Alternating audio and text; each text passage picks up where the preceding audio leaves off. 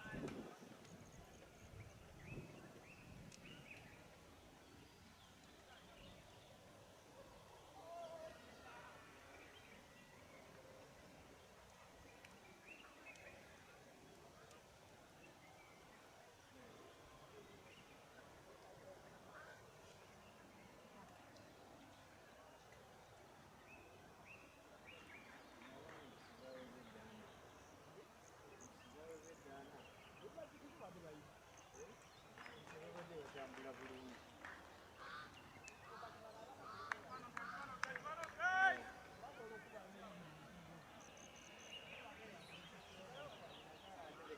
Wakati bamupiira busatu kana akalanga akakuta kaddako kaba kakalakuwa wonna wootadadde tekalina bujulizi.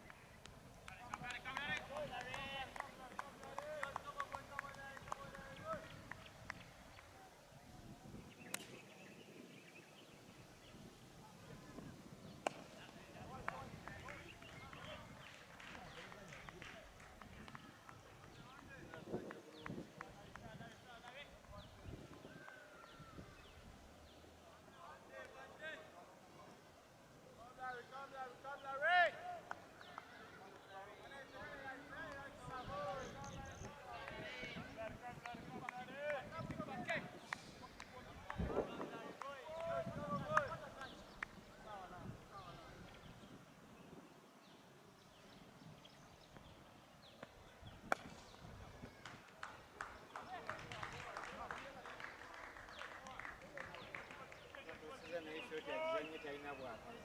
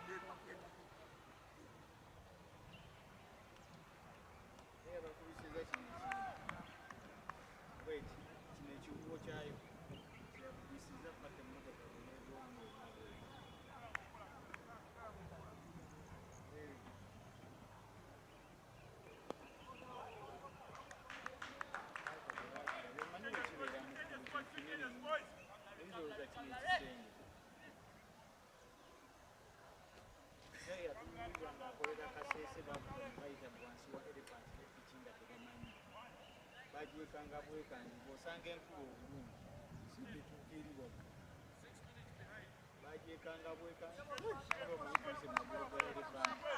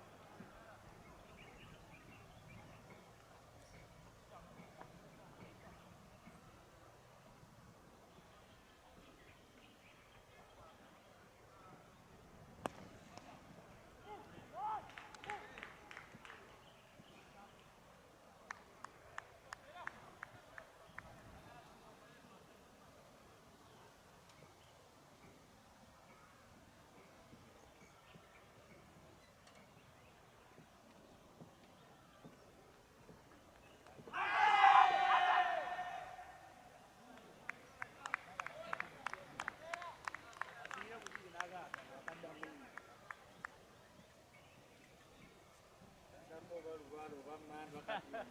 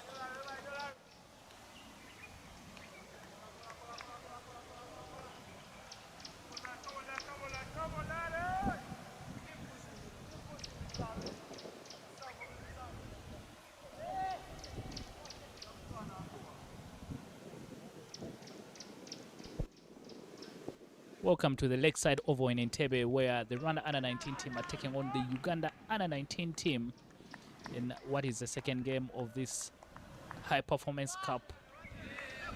Both teams are trying to prepare for the Under-19 qualifiers that will be in August in Kigali, Rwanda. And this is an opportunity to size each other up as they get ready for those qualifiers. Yesterday, the Ugandan team running out as winners in what was really a very, very good encounter between the two sides. But today, we're yet to see who will be able to take the winning honors. The Rwandans winning the toss and electing to bat first in this particular game. And I must tell you, for me, I think the wins are very, very simple at this level. First, you need to get the youngsters to be able to play out their 50 overs. And then you can be able to tick off, think about the other things like the score. But I've liked the application of the Rwandans throughout their batting innings. I think they've done a brilliant job. There's still that rush of blood to the head, especially because they are still young. But I think the application has been brilliant. Some of the wickets they've lost out of the 5 have also come down to the brilliance of the Ugandans in the field. But nonetheless, we've seen some very, very good batting from the Rwandans with their ability to stick to the wicket and hang in there for as long as possible. Richard Sohela, outstanding with the ball for the Ugandan so far. But right now it will be the left-arm spin of Hamid Munigwa from the State House end. Again, hit down the ground brilliantly. Should have been a double, but I think the first one was very, very casual from the Rwandans, so they miss out on a second. Interesting field set here from the Ugandans. They always keep the middle on up and send down the long off. So just an observation. Just wondering what exactly is the plan when they do that. A couple of times, once the ball has been struck powerfully past the field at mid-on, it has just gone away to the boundary because it can't be carried off by the long off fielder. So maybe some of the things that the Ugandans need to check. Munigwa, brilliant. The one that doesn't have flight on it has always been on the good length. It's just the one that he tosses up in the air that has been easy pickings for the batters. That one just never got into it very well, the batter, but the one he tosses up in the air has always been the one that has been going to the boundary.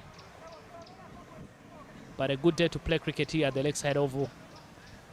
A good opportunity for these youngsters to play some international cricket. Again, tossed up in the air, but struck powerfully past the fielder in short cover. And that should race away to the boundary. Told you the one that it tosses up in the air has been easy pickings and has been going to the boundary. Another ball to fetch for the fielders. Again, interesting here from the Ugandans because they have so many fielders in the inner ring. Maybe you could be thinking Hamid Munigwa at this stage of the game, he should be having someone at extra cover. And Divansh Patel, that attacking position, I don't think is a very good one for him. After the boundary, they get a dot ball. That will conclude an over. Interesting one there from Hamid Munigwa.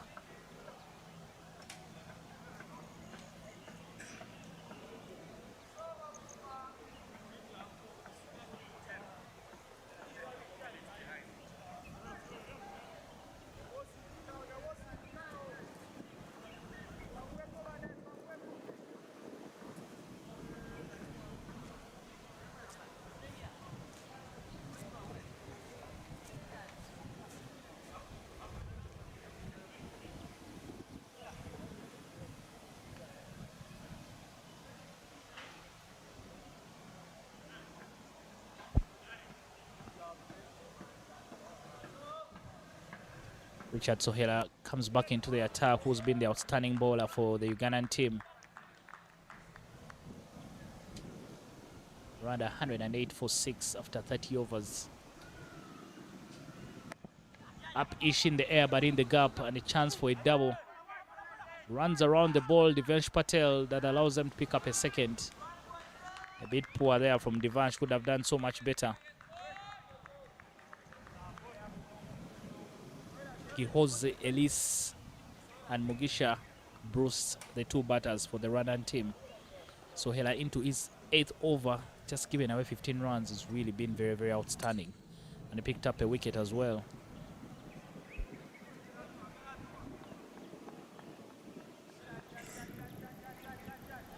But I think commendable effort as well from Itagi Larry, the young boy from Nyakasura. Very, very good wheels on him. 7 overs is giving away 19.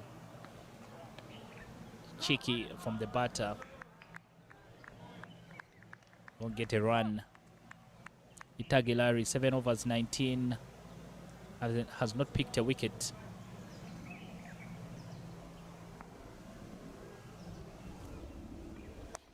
Again, a full ball, not punished. A bit casual there from the fielder, but they're able to cut it off. The fuller balls are the ones that have been the problem for the Ugandan spinners. Because I think the runners have not been afraid of using their feet to get to the pitch of the ball, which are also very, very good signs, especially if you're a young player, you're learning the right habits at an early age. So very, very good stuff so far.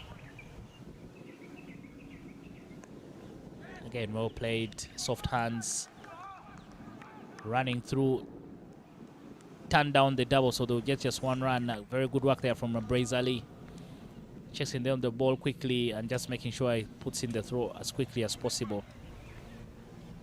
Over number 31 has gone 112 for 6, the Rwandans.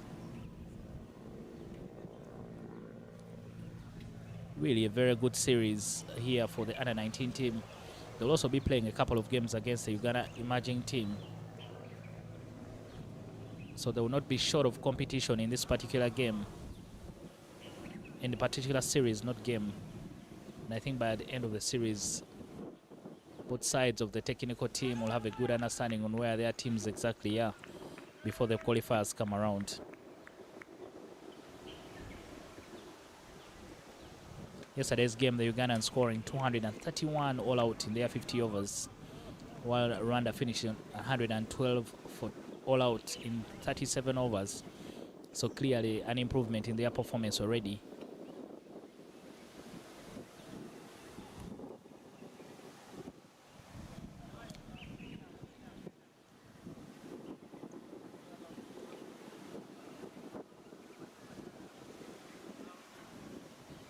Mugisha Izere Bruce and Gihozo Elise on the wicket for the Rwandan team. An appeal there, but with not so much conviction from Monigua.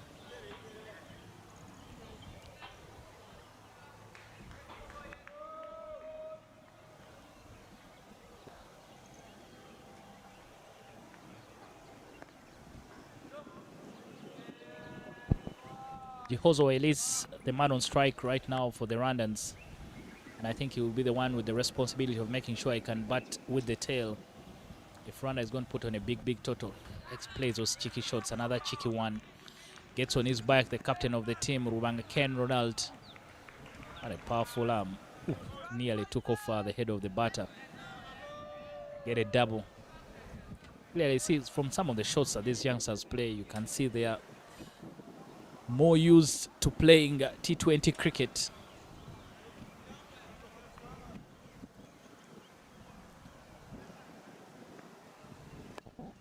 Up-ish, but over the head of Monigua. They will get the 1 run, I think. The running between the wickets there for Bruce. Sometimes it looks like he's never interested in a second, unless he's sure about it.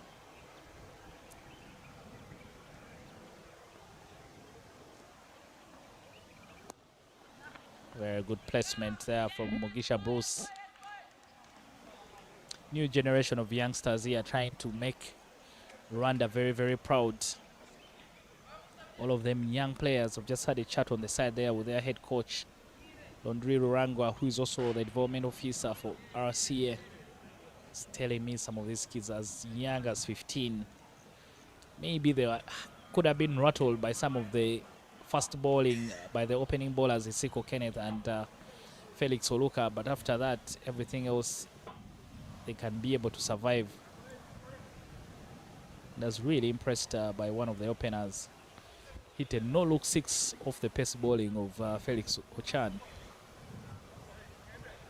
So they are clearly building for the future. I think the target is when you go for those Div 2 qualifiers, if you can be able to come out as one of the 3 teams that move on to the main draw, it's very, very easy for you to build on that. And I think that's the path that Tanzania took when they went all the way to the World Cup. Came down from the 2nd division and beat everyone else in the top division for them to qualify for the World Cup. So sometimes you need to trust the process. But I think you also need to make sure that the process knows you're trusting it. Mukisa Eric will come back and bowl for the Ugandans from the airport end. A bit pricey in his first 2 overs, went for 10 runs in 2 overs. But he will come back and bowl in the place of Richard Sohera.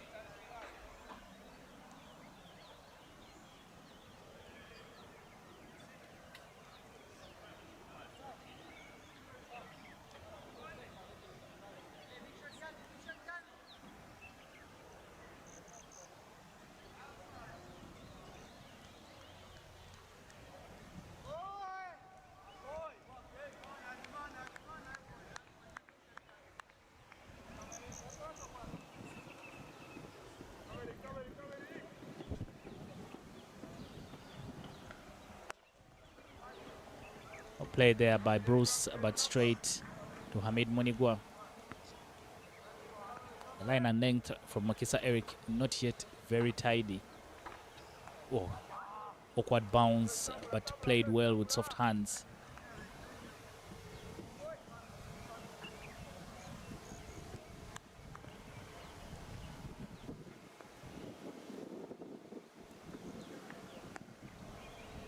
Kept out very well by Mugisha Bruce. I like his application. He's showing very good intent that he wants to spend some time on the wicket. He's not just coming out to blast everything out of the park. Again, very, very well left alone by Bruce. I think that's how you play 50 over cricket. It has to be slow death, not bang bang. You need to make sure the other team gets tired as much as possible. But if you let them get out of the sun as quickly as possible, then you haven't done half the work.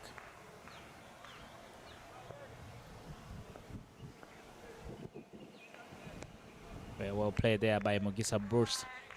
And also it's about the experience. I think when you come out there and in the maiden over there from Eric Mukisa, you come out and you're going to play and face just about 3 balls and get yourself out. There's very little or nothing to take away from the experience of being in a tournament. But they made it over to finish off over number 32, 113 for 6 for RWANDA.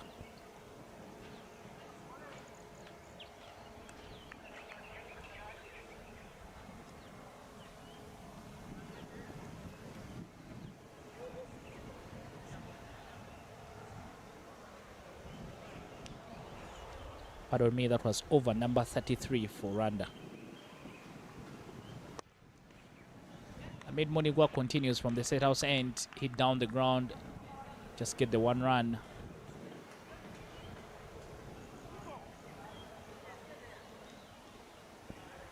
Siko Kenneth down there doing the cleanup. You can see now they're trying to defend, to attack Bruce, so they've told Isiko to stay up instead rather than going down.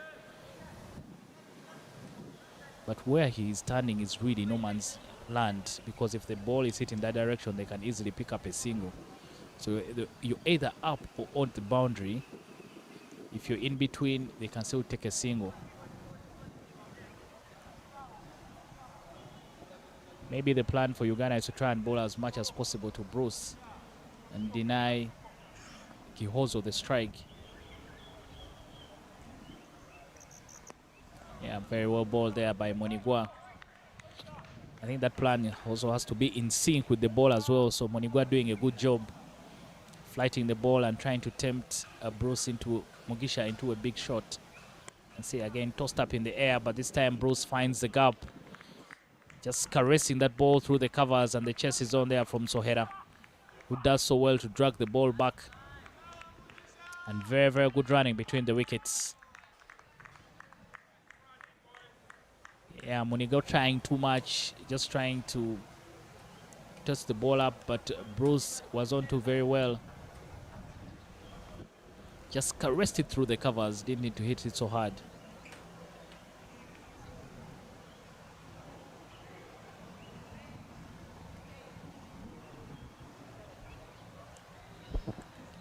Quicker ball this time. That struck the hand of the keeper. Can be painful, especially if you don't communicate the bowler. But after 34 overs, the runners are 21 for 6 at 121 for 6.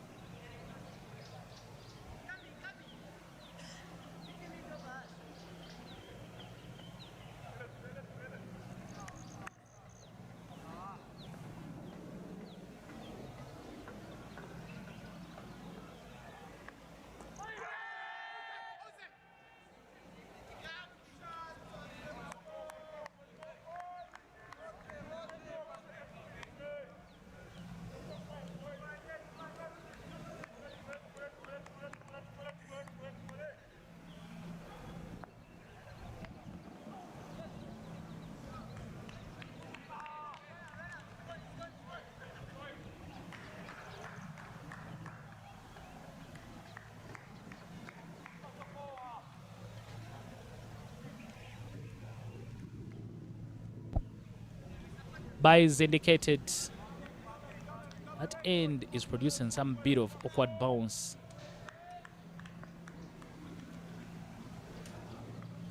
If I'm the Rwandan captain, I would be taking note. Maybe you want to bowl some of your best spinners from that end. Was the previous ball completely beat everyone, the keeper Bruce and the keeper inclusive.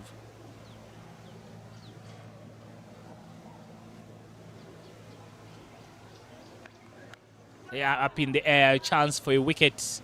A wicket out of nothing for the Ugandans. The resistance from Bruce finally ends. Trying to be cheeky and whip the ball onto the leg side.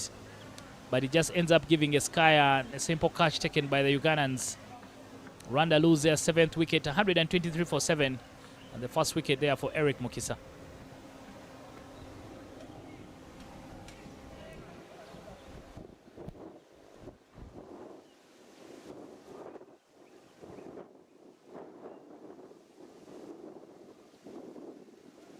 Not the best of deliveries there to get here a wicket from Eric Mukisa. I think that's why Bruce saw it on his leg side and he thought about going for a whip.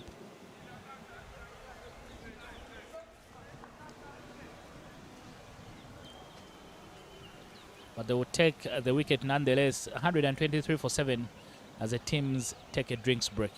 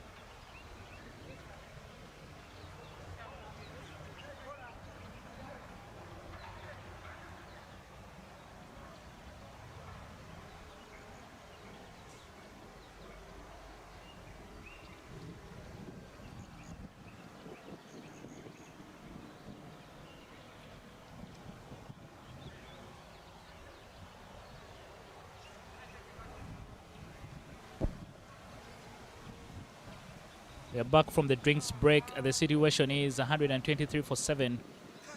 Rwanda have just lost their 7th wicket. Mugisa Bruce trying to be cheeky, but end up just giving a Skyer a simple catch taken at a short fine leg.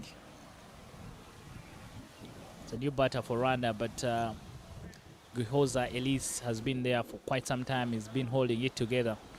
And like I mentioned earlier, it's his responsibility now just to try and make sure he can bat with the tail for as long as possible so that he can get Rwanda to a sizable total.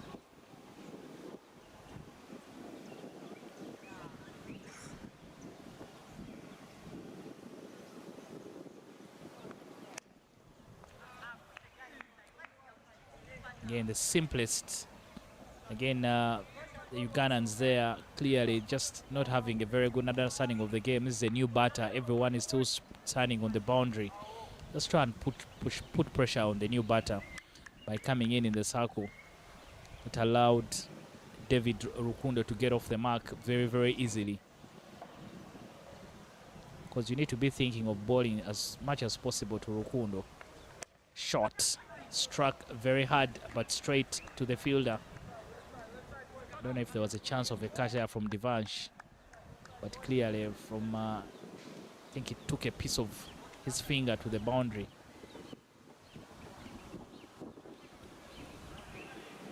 Over number 35, 125 for 7 after 35 overs, the Rwandans.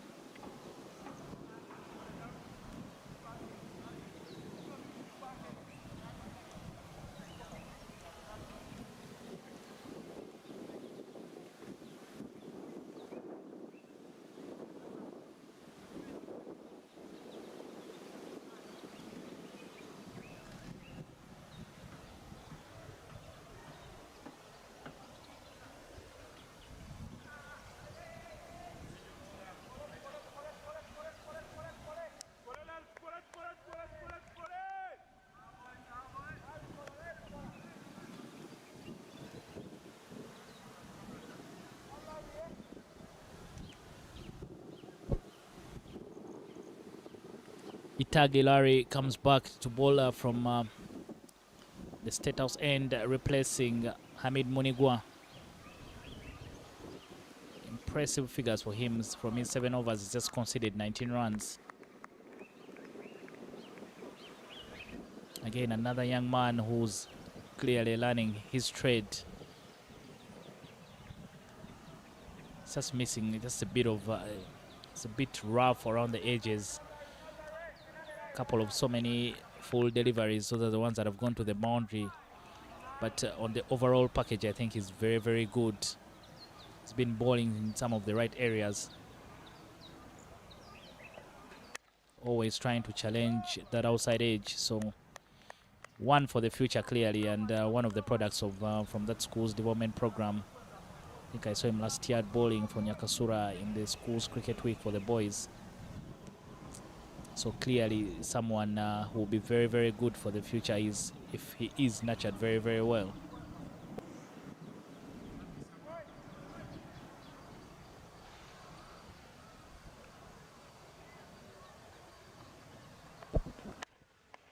And trying to reach for the ball, Gihozo. Can see Gihozo trying to do something because he knows the responsibility is now on him. He's 31 from 61 balls.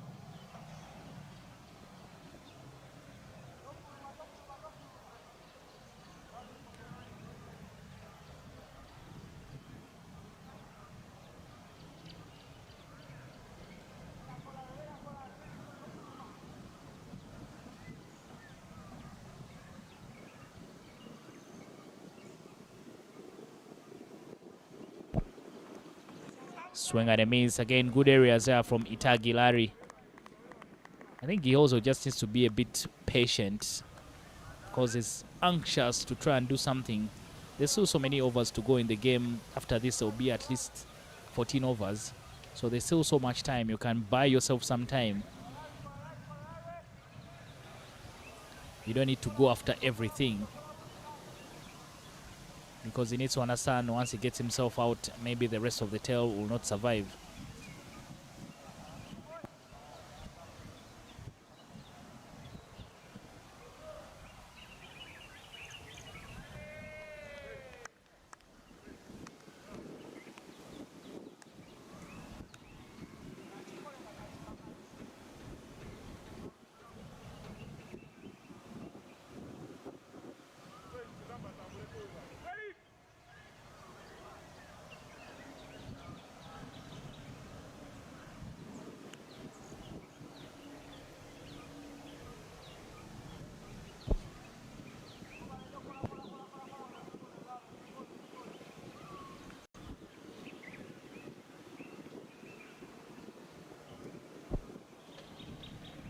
Itagi Rally struggling with his run-up.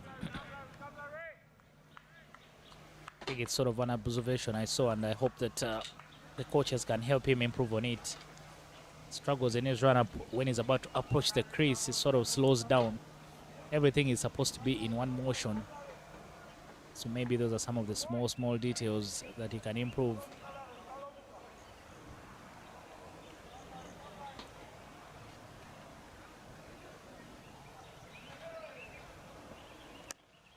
And a fuller ball, but he knows his ball into a very good field, a very tight field. So every time the ball has been struck, it's just gone straight to Devansh Patel in covers. If you just watch Larry, when he's about to approach the crease just close to the umpire, sort of now goes out of the big strides and takes the shorter steps. Clearly now sort of the mind is changing. He's trying to think about where he's going to step when he's delivering the ball, but that has to be, all of that has to be one motion. Just watch again when he reaches the umpire there, sort of sliding down the leg side. When it's just about to get to the umpire, sort of now, actually in that motion he did everything so well, but before that I think it's just those couple of balls where he gets confused in his head and then he has to go back.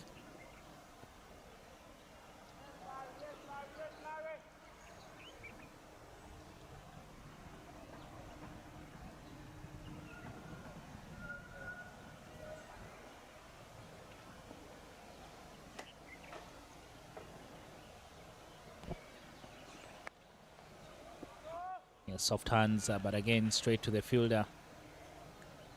Good work, good hustle there from Itagi Larry. Made an over from him. 125 for 7 after 36 overs.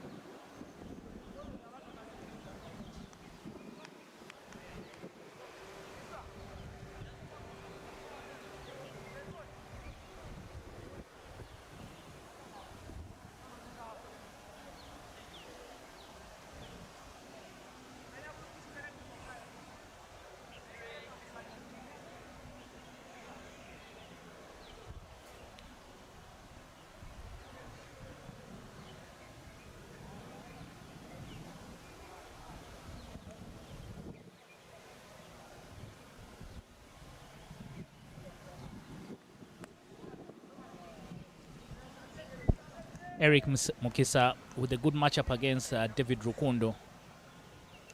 Good to see that they put a slip in there, but it's a bit too wide. I think he needs to come a bit closer. Oh, and I've just mentioned it.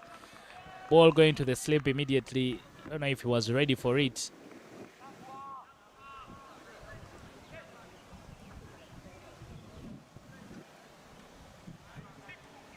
One shot run, one of the two, David or Gihozo, just never made it their side.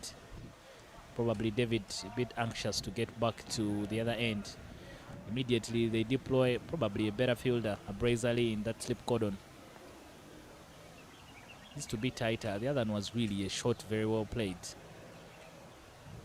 That's the area that you need to bowl. That gives the slip an opportunity if the ball turns. But then that he needs to move a bit closer to the wicket keeper, because the ball there will be coming off the soft hands and not a shot. Again, David Rukundo this time. Clearly, David is good with the hands, so you don't allow him the hands. You want him to come to the front foot and try and poke at the ball. That's when the slip will have an opportunity.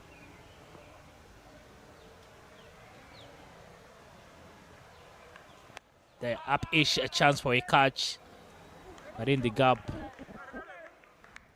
You won't think about a second because the fielder gets there quickly. Not so much power there from David Rukundo, but at least he knows how to line up a ball.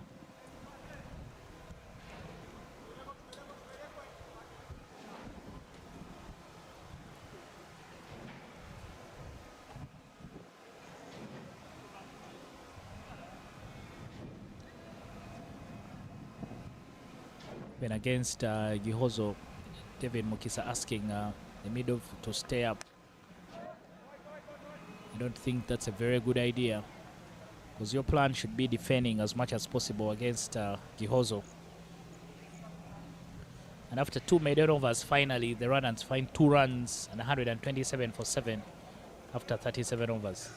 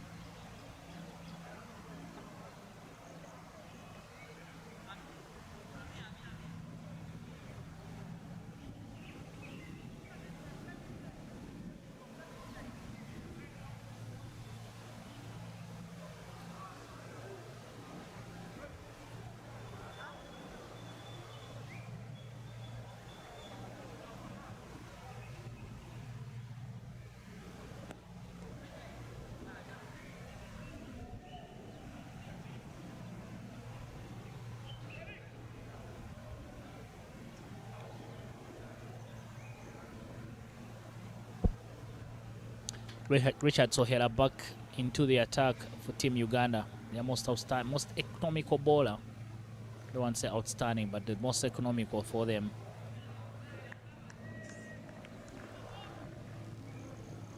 It's a good matchup again against David Rukundo.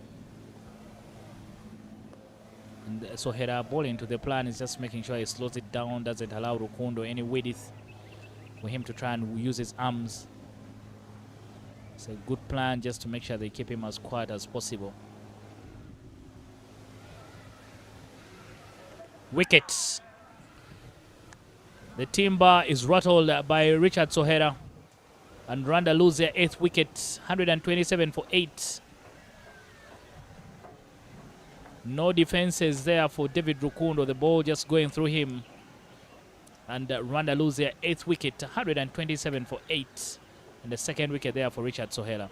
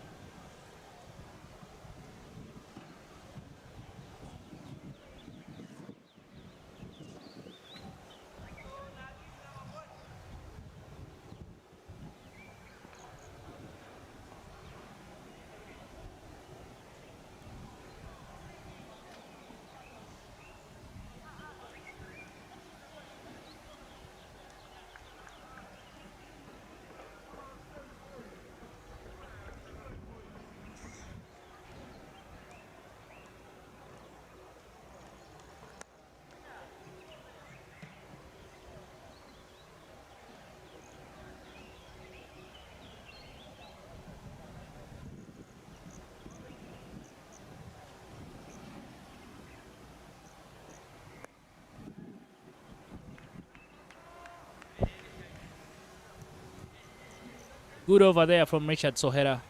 Very, very good, tidy 38th over. Rwanda now in a bit of trouble, in a spot of bother. 127 for 8.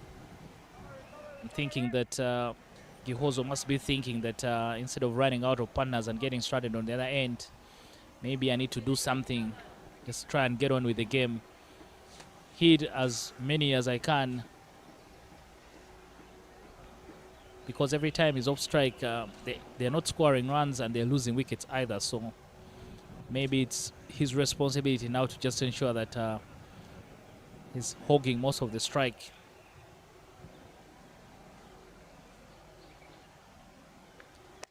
And like I said, don't be surprised if he tries to go big in this particular over.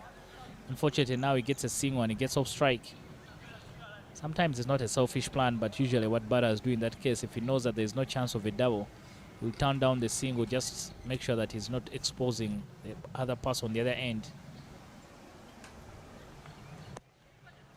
Very well struck.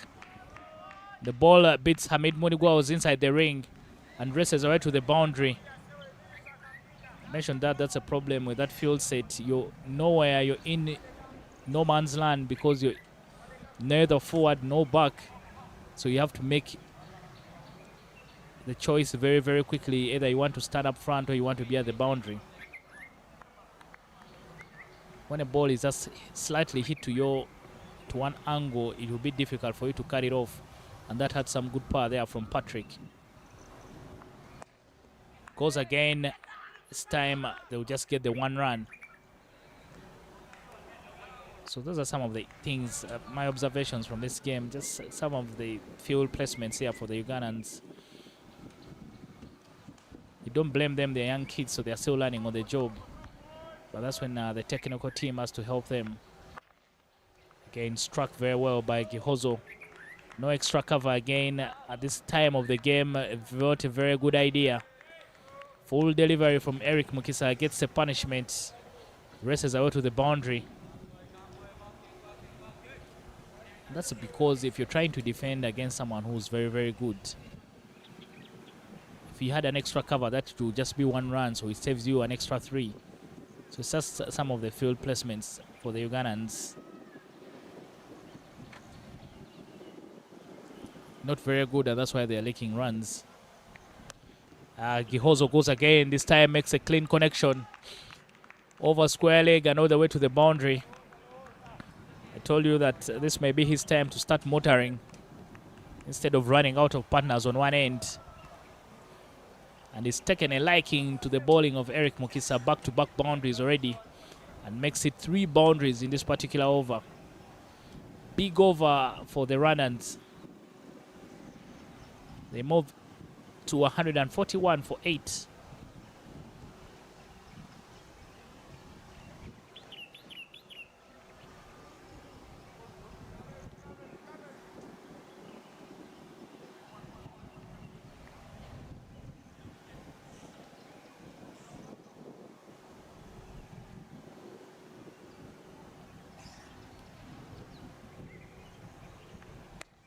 Again, finds the gap. Some work to do for Sohera, but won't cut it off.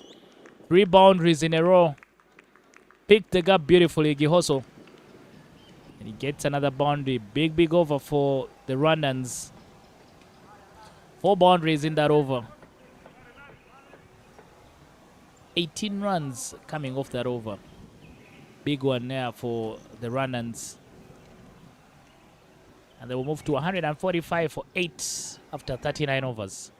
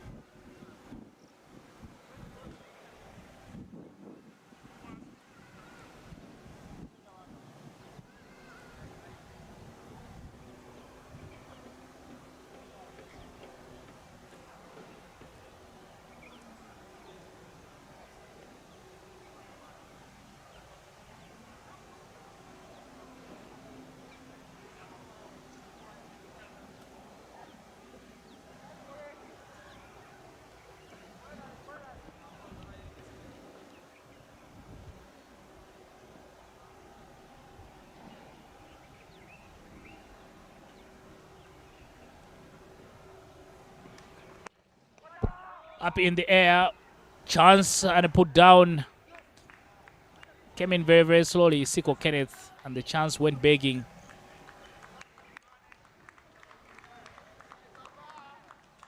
I think Siko there was caught in 2 minds, not sure whether to go for the catch or just let the ball drop and save the runs. But I think when he had his mate saying quarter, he decided to go for the catch. Not afraid to express himself. Gihozo, because now that I think that's Patrick on strike, not Gihozo. It's Gihozo on strike.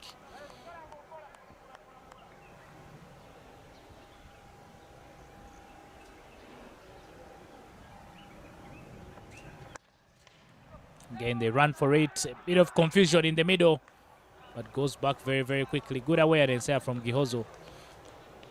But I think Patrick Izan was ball watching instead of looking at his partner. The run was on.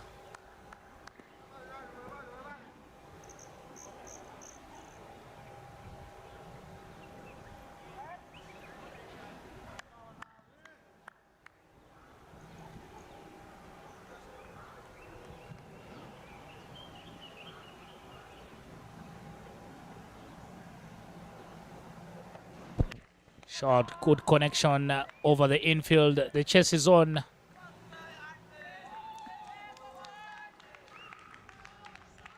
The boundary, more runs for Gihozo.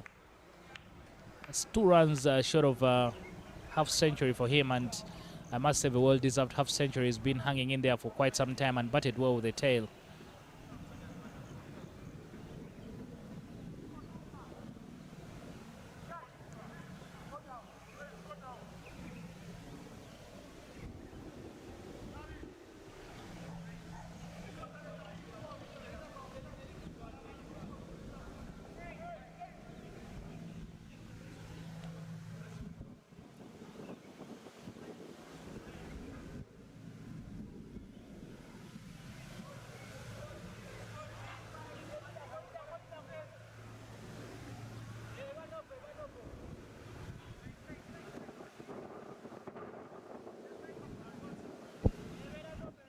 Can see the fielder trying to run in just to save no ball, but that's not how things work. I think it was only saved by Larry not delivering that ball.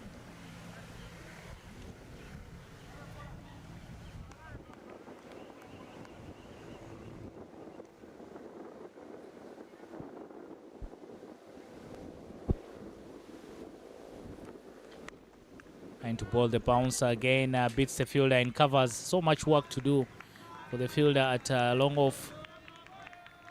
And the dugout will stand up and appreciate Gihozo. Elise, who points to his name. You can't see that in your frame, but very good celebration there from Gihozo. Again, this time points to the name.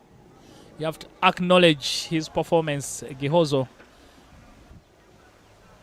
Dug deep for his team, gets his deserved half century. I hope he can be able to start again just to make sure that he can get as many runs as possible on the board. Now that the personal milestone is done, now think about the team. Sometimes as youngsters, when you get to that personal milestone, you're thinking that job done, and then you throw away your wicket.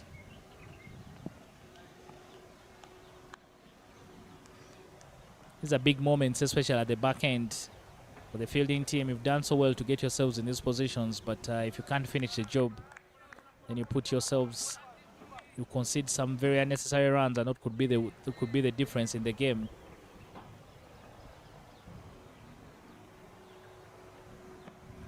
Oh, awkward bounce again. I think that took a bit of the helmet through to the keeper from Itagilari. A good line and length for him to finish off the 40th over. 154 for 8. And a very, very good performance that's been highlighted by the batting there from Gihozo Elise, who's been hanging in there with the tail. His 50 coming off 76 balls. I think the longer they stay together, the more runs they can be able to get as much as possible. They need to make sure that the Ugandans are out there for the grind. Yesterday, Rwanda only batting 34 overs, but today they're already into the 40th. I think that will make Mr. Laundry Rurangwa very, very happy, because that's good progress from his boys.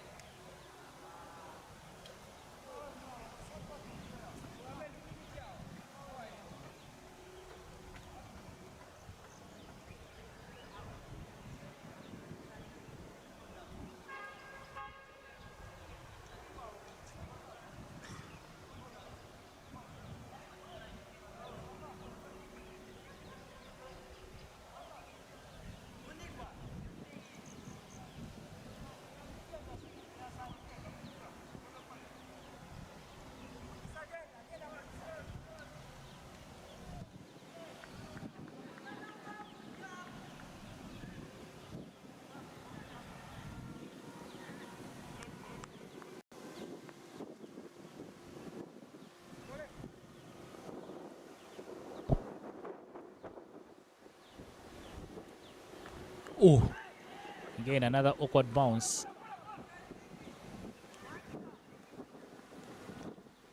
Yeah, like I said, the bounce on that end a bit very, very difficult. Not easy to judge even when the spinners were bowling. The ball was up and down. And I think Patrick got surprised by that. Just got big on him there from Isiko Kenneth. Yeah, sometimes you can see that maybe the young ones are not used to the sort of pace. So I've just observed that a couple of times they are not taking the best evasive action, and that's why they've gotten themselves in trouble. But I think that's all part of the process. It's just a learning process. 154 for 8. And considering that these two teams will actually be meeting at the Div 2 qualifiers in Kigali, this gives an opportunity for both of them to just get used to know what to expect rather than get surprised in the tournament. Yes, if you go back home, you sort of try and work on some quick bowling, because you know that Uganda has a couple of pace bowlers in the team that can rattle you.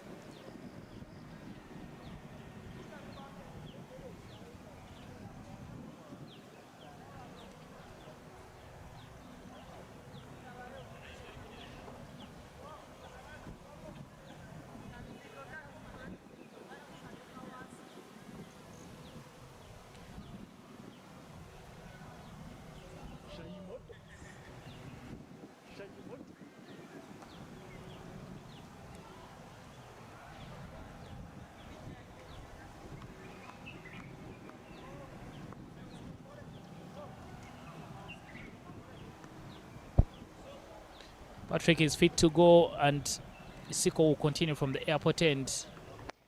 No fear whatsoever there from Patrick, and hits it straight back over the bowler's head. And they'll to go all the way to the boundary. The most annoying shot to hit a pace bowler right over their head. But clearly no nerves there from Patrick, who hits it over Isiko's head and all the way to the boundary. The tail is wagging for the runners.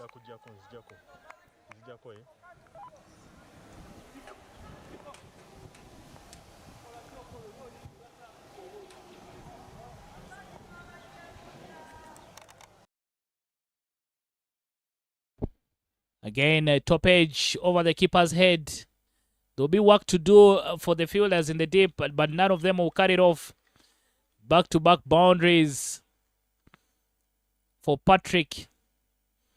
The bumper ball there from Isiko not working. I think that's a wrong plan there from Isiko. Tailenders usually they don't fear such things. They'll try and throw their bat at that kind of bowling because they know it's not getting them out. You need to be in the block hole. Just try and be in their business.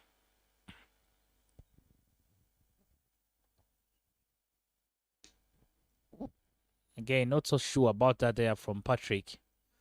But either way, keeps it out. I want to see Patrick just Isiko trying to bowl the Yorker.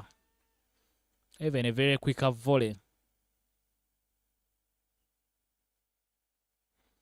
I think that's where he's missing the plan, just trying to rattle a tail ender.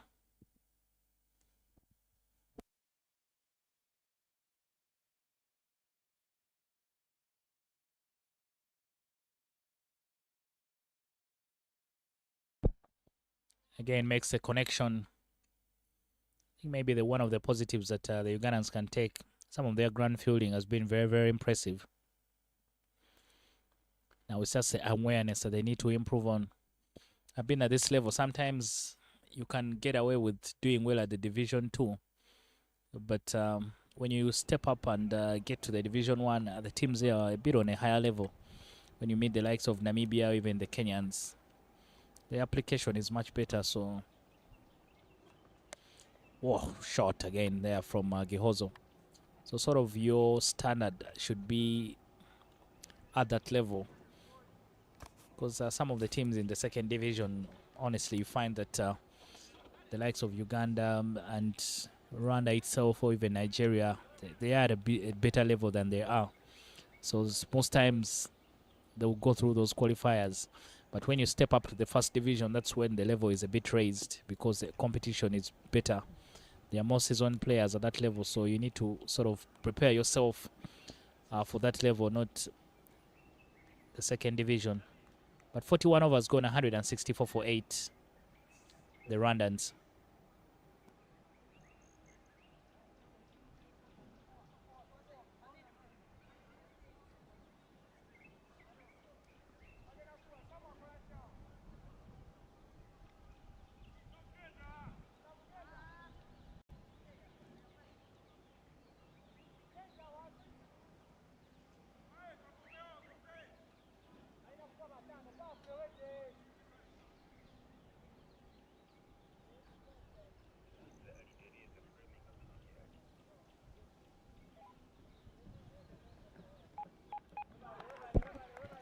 Again, a bumper ball rising sharply there on a good length from Itaga Larry. Again, that's what I've seen, that maybe that's something that needs to be noted from the technical team for the under-19 team, that they're bowling the three-quarter length at this time at tail enders. I think at this level you need to learn how to bowl either bowling the slower ball or you're bowling in the block hole. But that three-quarter length usually can be picked up by tail enders. Chance at this time, it's taken. Comes off the outside edge and Larry picks his first wicket. Not that he hasn't deserved it, but he's been brilliant. He's been searching in that good line and length in the corridor of uncertainty, and he picks up the wicket. The Rwandans lose their 9th. And that a top performance from a man who's played valiantly with the tail. Gihozo departs for a well-played 51. And I'm sure he'll get a standing ovation from the rest of the team. It's been made sure he hangs in there for as long as possible. From where I am, I can hear the hand claps from the rest of the dugout. Valiant effort from him to get the team in this position. 164 for 9 after 41.2 overs.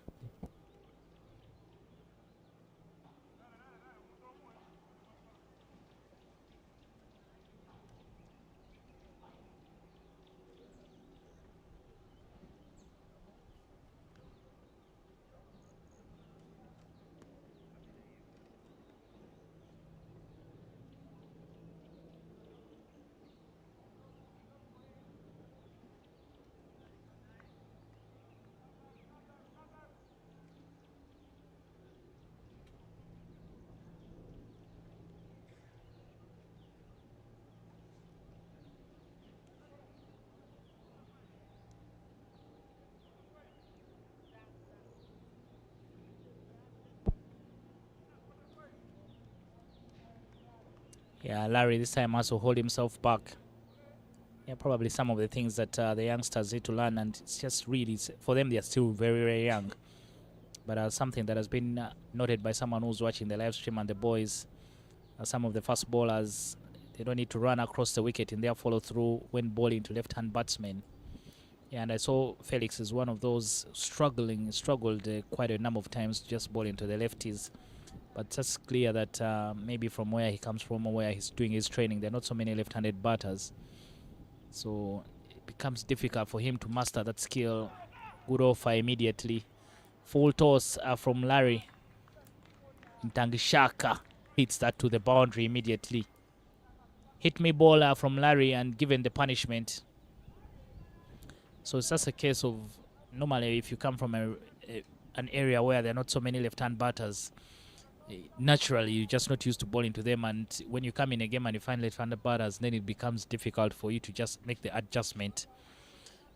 But just those are some of the pointers that when you go back home, whenever you work with your local coach, just ask him to place a couple of cones for you so that you can do some spot bowling in a simulation game for lefties. So simple drills that just can get you used to something that could happen in a game. But a good comeback there from Larry. That's how you bowl to tail-enders. Just let them know that you're the boss. They can't own the crease when you're here.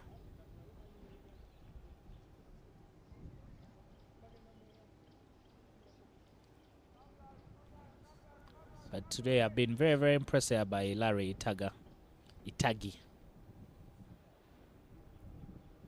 All the way from Fort Portal, from him over 600 kilometers away from the capital, Kampala. Still has a long way, a lot of things to learn for him.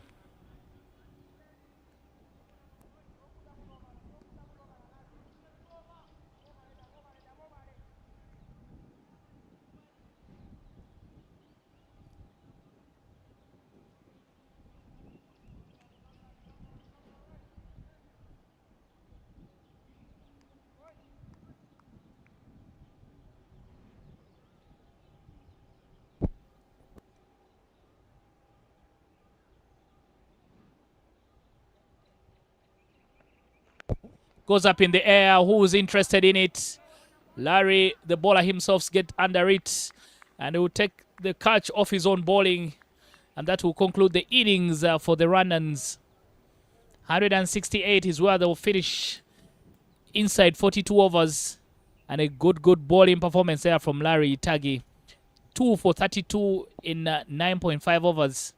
It's been brilliant. Very well rewarded as well. He's bowled in that corridor of uncertainty throughout the whole day. And he's picked up 2 wickets at the back end to help the Ugandans dismiss the Rwandans for 168 inside 42 overs. And a good performance from the Rwandans as well, just to make sure they get themselves into a good position and a good total that they can be able to bowl at in the afternoon. But you look at the scorecard there for the Rwandans. Outstanding in the middle order there from Gihozo Elise, 51 from 79 balls. Well, he hung around for very, very long with that tail just to make sure they get over the 150 run mark. But also contributions there from Jasper Karoro, 20, and Fabrice Quizera, 13 of 16. That 13 was really very impressive. Cedric Uhuzu as well, 17 from 28. The two openers hung around for quite some time, just trying to make sure that they can weather the storm at the beginning and get the team in a good position. Some positives for the Rwandans as well, but the number of extras bowled by the Ugandans, 23 gifts given to the Rwandans. But when we come back from the break, Uganda will need 169 from their quarter of 50 overs at a rate of 3.5 runs every over. We'll take a short break and we'll be back with the second innings for the Ugandans in this second game of the high performance series here at the Lakeside Oval in Entebbe.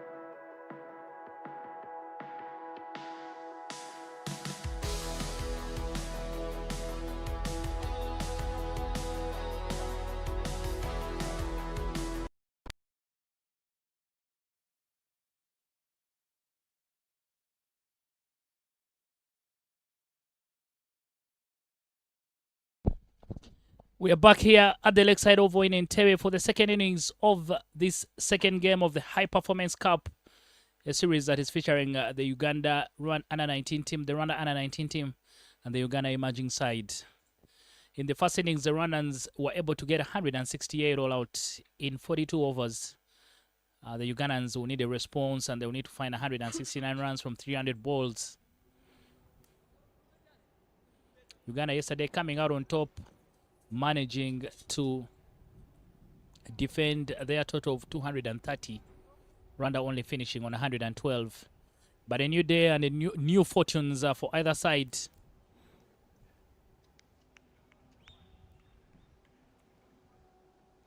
Can Rwanda be able to stop the Ugandans in the second game of the series? Devansh Patel walks out in the middle to open the batting.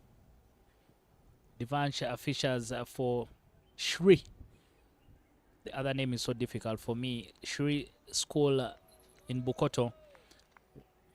And also features for Chifaru in the National League. And he's out there in the middle to open the batting with Itagi Larry. And he is the first ball for the second innings. Wides indicated immediately by Norbert Abi.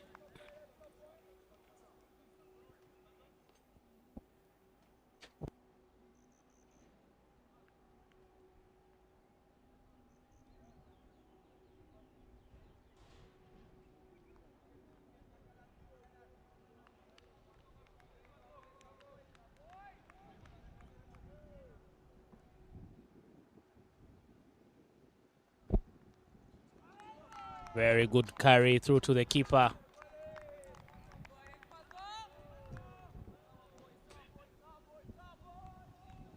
Devansh Patel, part of the Under 19 team at the failed qualification campaign in Nigeria, but I think that was his first time. But it's shown a lot of potential since then. He scored at least 2 centuries this season for his club, Chifaru. Such a very, very good player, especially in this long format. Very patient, plays within his own limits. You won't see him throwing away his wicket very, very often. He's the kind of guy you want when you're grinding out a total. You dig deep, stay in for as long as possible. He never gets carried away. I'm sure I'd want to also make some amends for what happened in Nigeria. You never want to be part of bad history, but you want to be part of good history. And there's some redemption, an opportunity for redemption for him.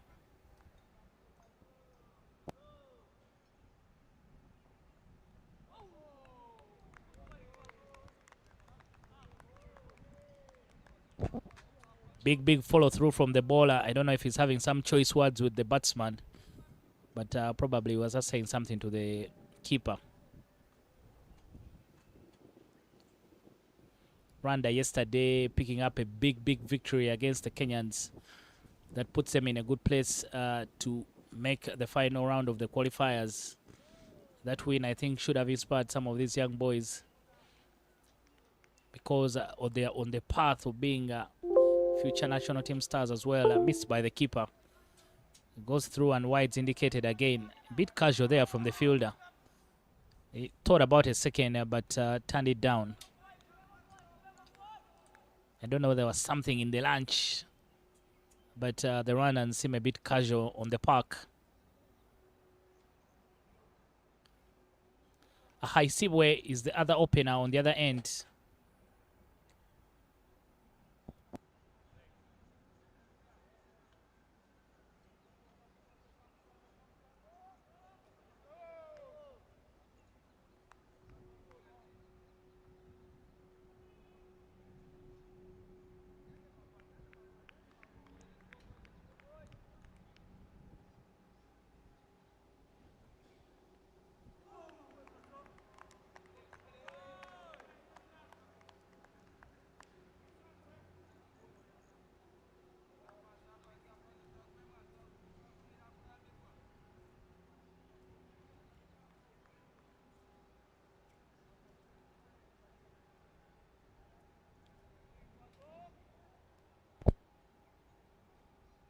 Patrick is the bowler for the Rwandan team.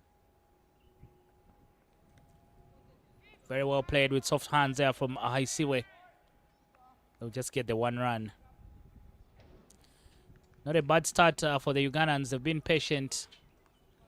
I like the application. I think that's more like it when you want to see young players taking their time, learning to accumulate runs rather than playing in a rush.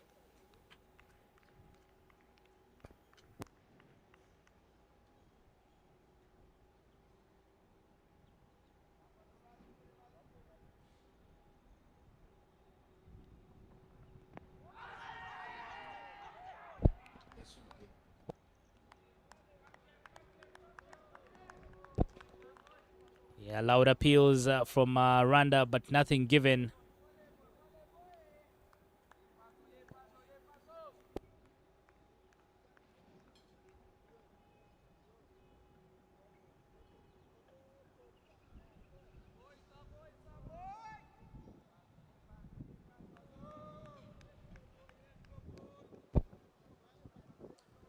Good stuff here from Patrick. Took a few body hits while he was out in the middle.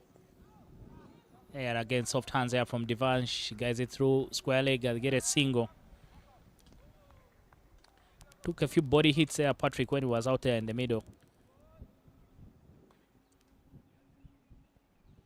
That concludes the first over. 6 loss for the Uganda Under-19 team.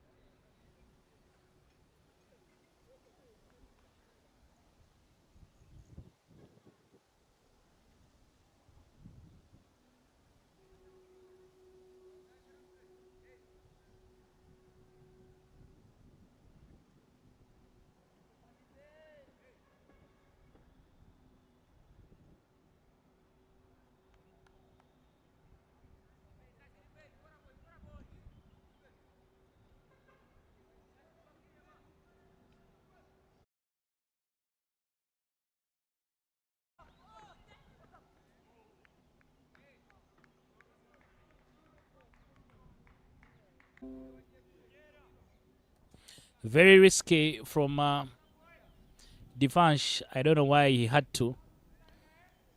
But Itangishaka Olivier, very, very good umpire from Rwanda.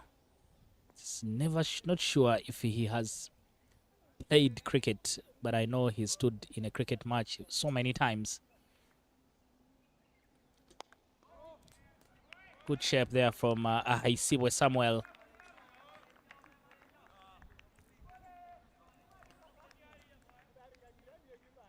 Very, very good Ahaisiwe from, and he has 3 other mates here.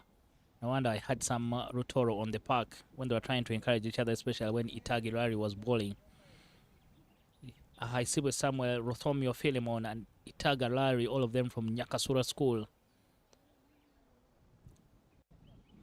Hanging bad there from Ahaisiwe. Nyakasura losing to Busoga College Mweri in the finals of the school's cricket week last year in a tournament that was hosted by Nyakasura. But Nyakasura has produced some fine players, the likes of Eno Kasaija and Joseph Baguma now on the national team. And Charles Musemeza, all of them products of Nyakasura. Played off the pad, but straight to the field. Better field placings here from the Rwandans, and I like this. These are some of the mistakes I felt that the Ugandans made when they were bowling. They just didn't have enough. They didn't have the protection in the right areas for their bowlers. So a couple of boundaries went through gaps when ordinarily we felt that maybe in that field set there should have been a fielder.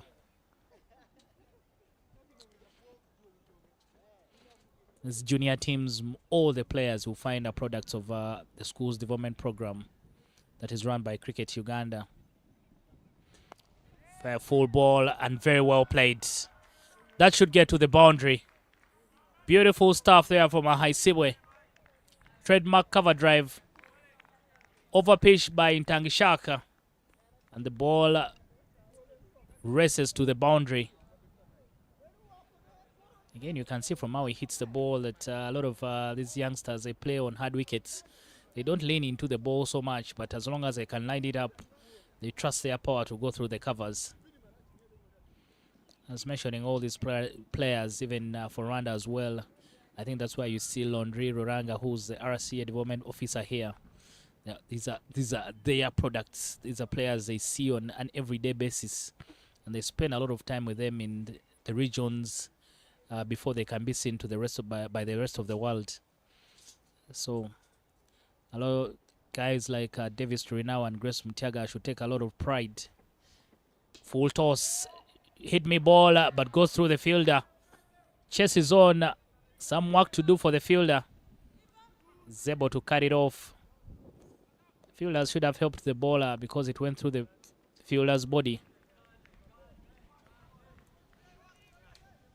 Good harvest there from the Ugandans. 13 for no loss after 2 overs.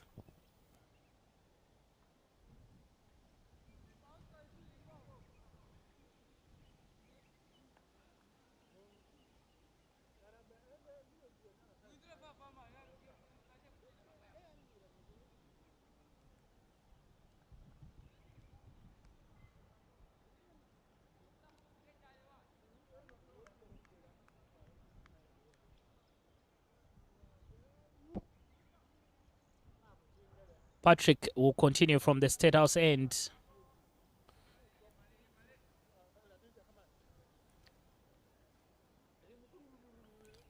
Again, very, very good carry.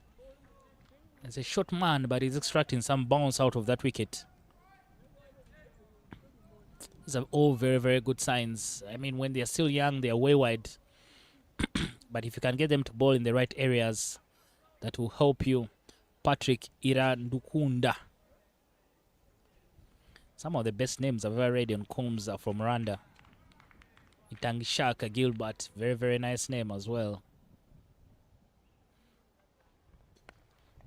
But I think my favorite is still from Rwanda, from the Rwanda women's team, Clarisse Omutoniwase.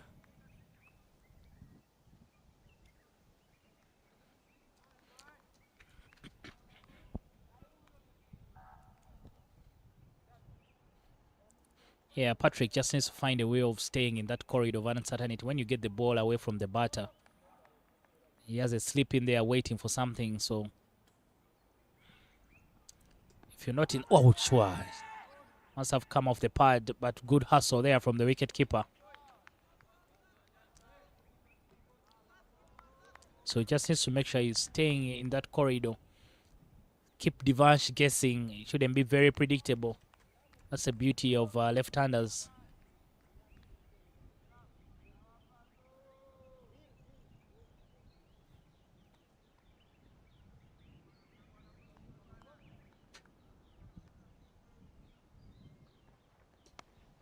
Again, very well played there by Divash, right on top of the ball.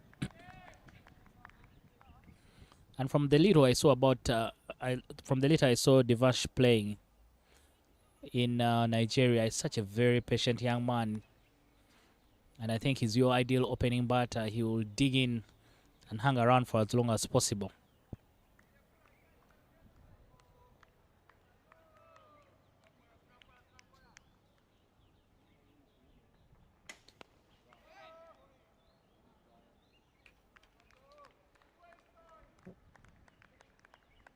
I see where I'm told has a double century in school competition. I've been to Nyakasura School and I've seen where they play from, and it's real. It's the real school of the hard knocks. So when you come out of there, you're already battle hardened. You come and play in places like Entebbe. It's like heaven. You've been through the hard stuff. Scored 208, not out in the domestic cricket there in Nyakasura. He's really a very, very tall man, so probably has some long levers.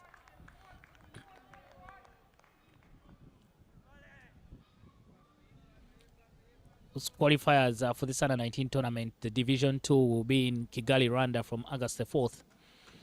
5 countries in it, and 3 of them will progress to the next round. So the likes of Uganda, Rwanda, Nigeria, Sierra Leone, and Ghana will be in that competition.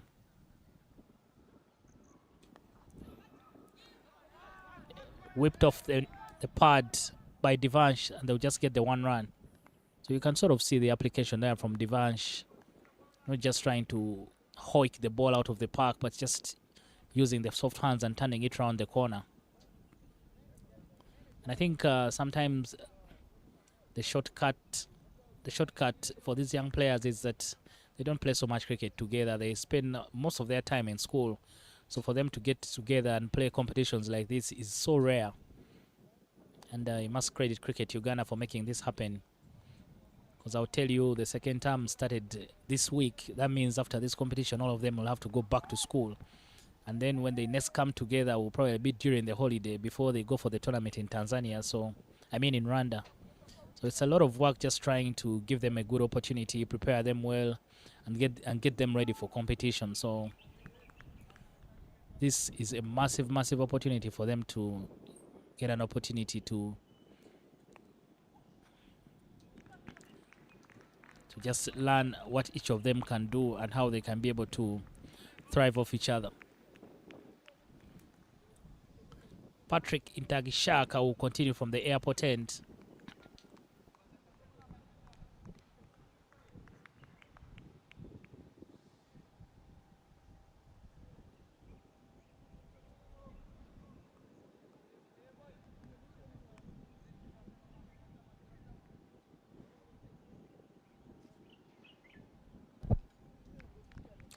Pulls up there in Tagishaka, Gilbert.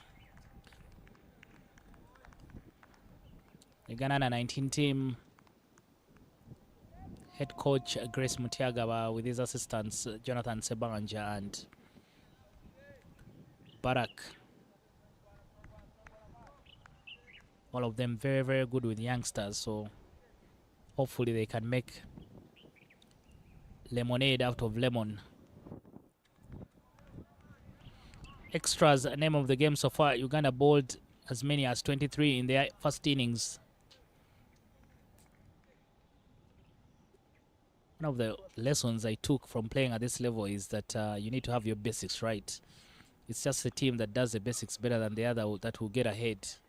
There's not so much, you're more or less all at the same level. So all of you are really at the same level. There are not so many very outstanding players. There could be 1 or 2. But usually most of you are at the same level. But the level of application in terms of skills was always a difference. If you could bowl less extras than your opposition, then you most definitely win the game. Again, more extras, this time on the offside.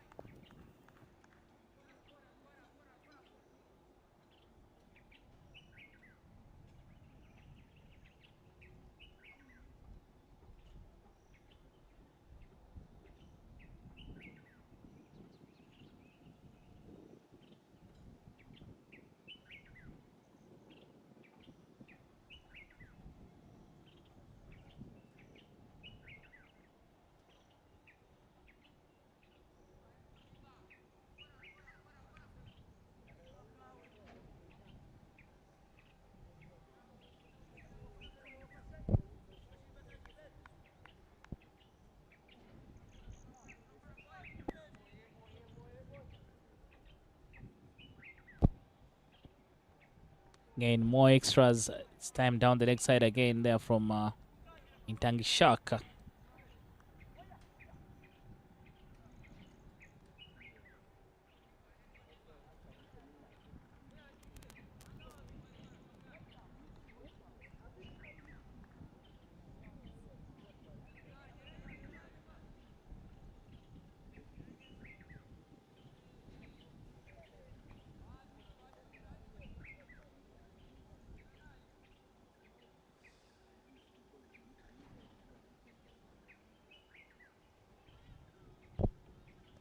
Up in the air, gets an Skyer, and it's taken. Took so much time in the air, so gave the fielder enough time to settle themselves under the ball. A rare failure from Divansh Patel disappointed with himself, but that took the top edge. Went so high up in the air, which gave the fielder all the time in the world to get under the ball and take the simplest of catches. After so many wides from Intangishaka, he gets a breakthrough for the runners. The Ugandans are 18 for 1.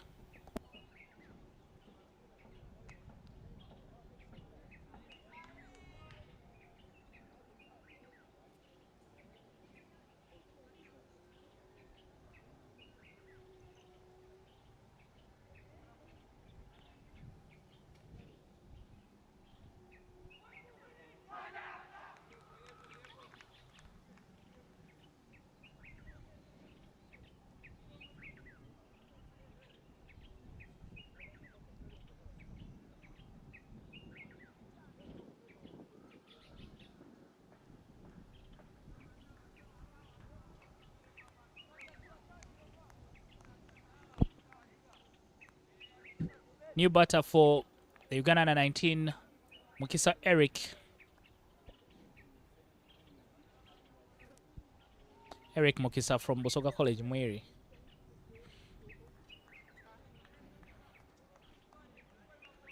I think one of the many who are experienced at this level. It's not the first time he's here. Was part of the reserves from the team that went for the qualifiers in Nigeria. So I think this time when he's been given an opportunity batting at 1 down, big things will be expected of him. Also part of the winning team that won the championship last year for Busoga College Mweri alongside Gerald Olipa. Comes from a cricketing family, the Lijalinjis. So the legacy continues for them. Also a part-time off-spinner, I would say, but I think batting is his stronger skill. What can he be able to do for the baby cricket cranes? Oof. Goes back on a full ball. Probably nerves. That's what happens that when the first ball is on the money, you have so many things running in your mind. You're not sure whether to leave it, play at it, or come forward. That's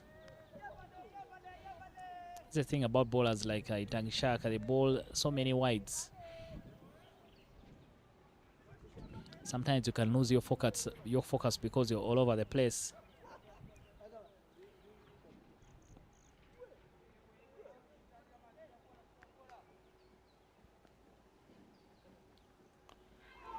Again, soft hands allows that ball to go through the slip cordon and races away to the boundary.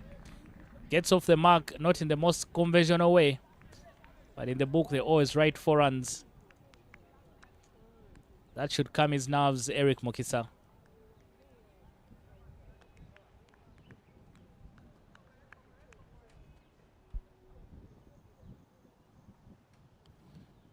Tangishaka testing at that outside edge. Just never carry to the slip or to the keeper. I think the problem with them that you can see there in that frame, the keeper and the slip fielder, there was a very big gap between them. They've now closed it up a bit. But still, I don't know if the keeper is good enough to dive full length and try and cover that gap. But if you stay tight to each other, and then you also make sure that most time when you stay tight to each other, it's easier for you to also organize the fielder at 3rd man.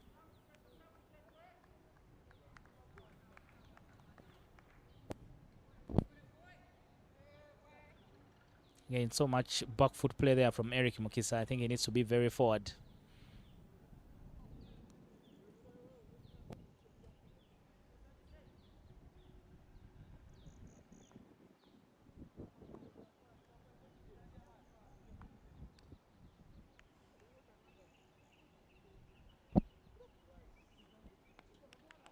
Good comeback there from Itangishaka. Picked up a wicket, gave away boundary. No fault of his own, but a better over. 23 for 1 after 4 overs, the Uganda under 19.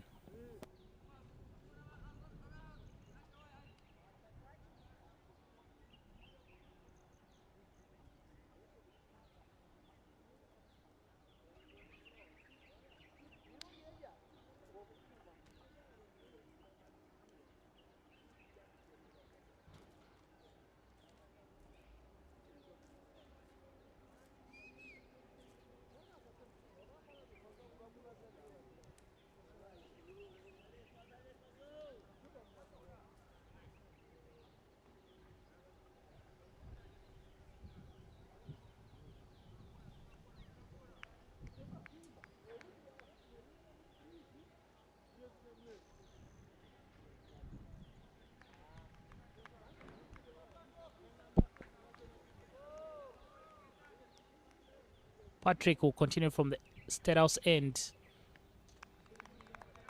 Very, very good carry there from Patrick. You always love a lefty who's taking the ball away from a right-hand batter. And if he has it in him, he can surprise him with the inner. That will completely catch you off guard. But commendable here. The Rwandan boys looking very, very well kitted and smart.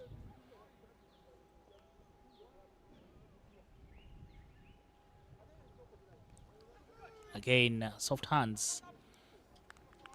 I think the challenge for Eric there is not committing on the front foot, neither is he going back. So he's always caught in between. That's why the ball is coming off the edge. And he leaves his bat hanging. The only advantage for him is that he's not poking at the ball. That's why it's not carrying to the slips. But he's neither forward nor back, so he's always in between, and the ball is in that corridor of uncertainty.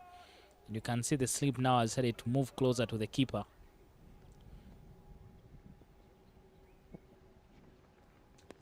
Much better there. You just need to be behind the ball confidently. And when you feel the ball out of out of the middle, you start to get more confident. And if you're going to be a very good, solid top order batter, you need to be very, very strong on your front foot. Always know you have to be aware of your surroundings. Where is my off stump? When should I be able to leave the ball? A good judge of length.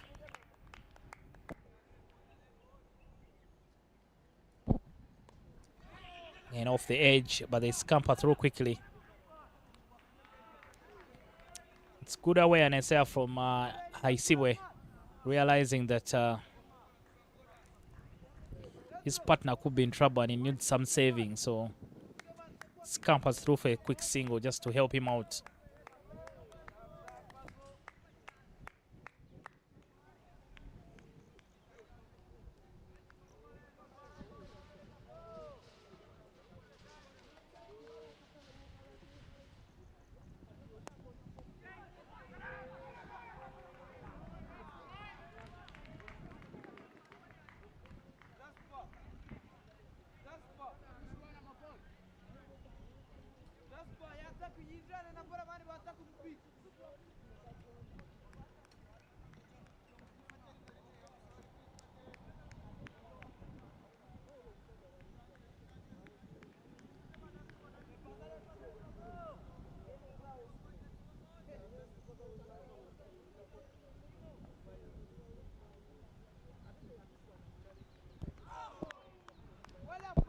Bombing drive outside of stump, tempted there Eric Mukisa, but nothing home. 5 overs gone, 25 for 1, the Uganda under 19.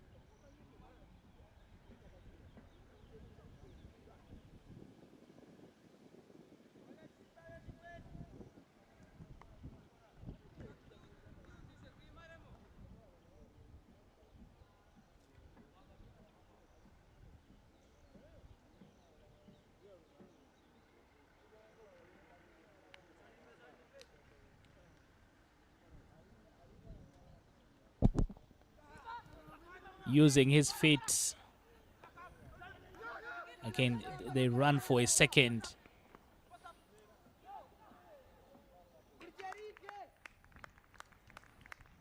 Well,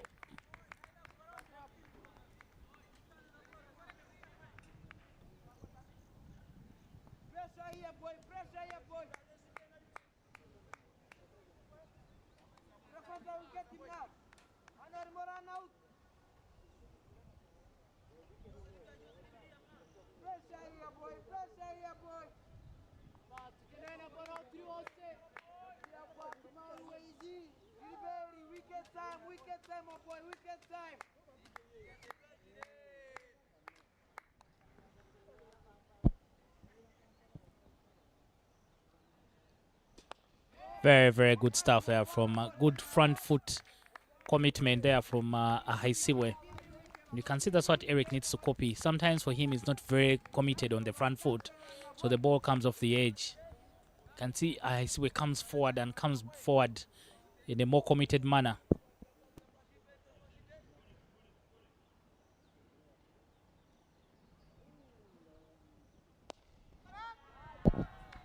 Nobody move, nobody gets hurt. Ahaisiwe this time goes over the top and all the way to the boundary. As I told you that for someone who trusts their front foot options, they will always line up. Once they line up the ball, the rest that will follow will be the power. Gets a good boundary there for the Ugandan team.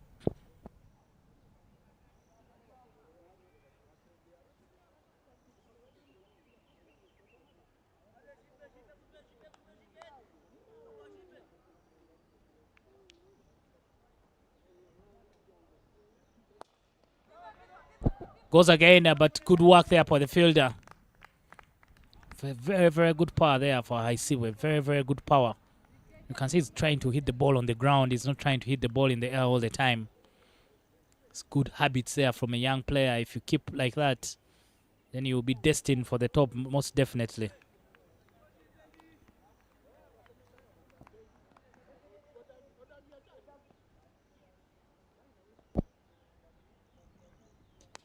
Much better this time there from Eric. Comes forward. But the ball should have enough to get to the boundary. This time, better commitment there from Eric. And the ball gets to the boundary.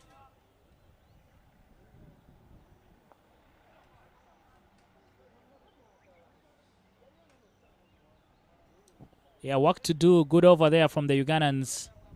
They've been able to milk it. 11 runs from that over already.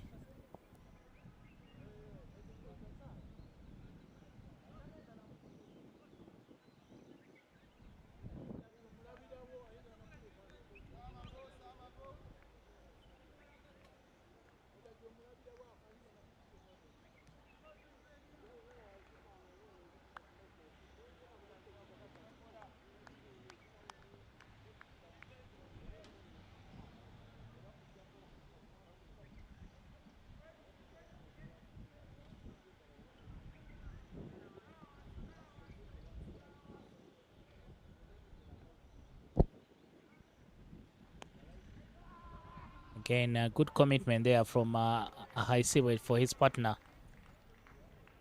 I think Eric just needs to do a lot of batting where he's staying low, keeps his body low, and plays within himself as much as possible. You can see when he's shadowing on this end, he's doing the correct thing, but he's still having that half step. So he just needs to do a lot more batting on the front foot.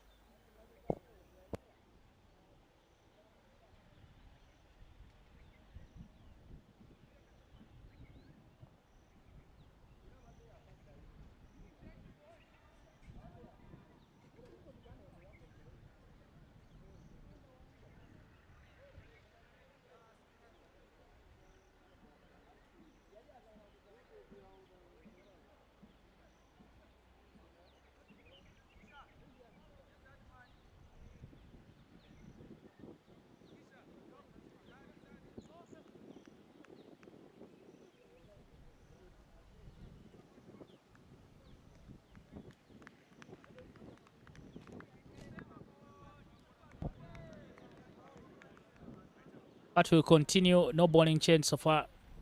No change in the bowling. Jean Paul replaces Patrick. Jean Paul Rukundo into the attack for the Rwandans.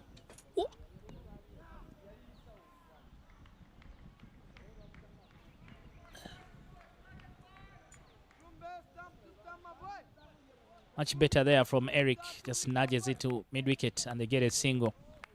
First bowling chain there for the Rwandans.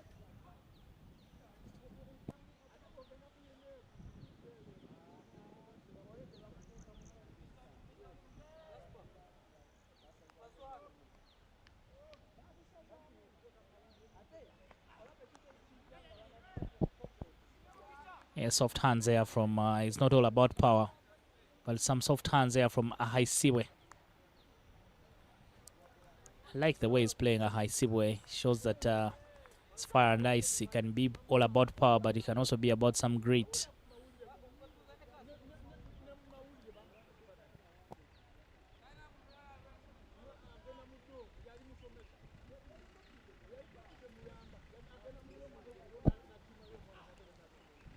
Very well left alone there by Eric Mukisa.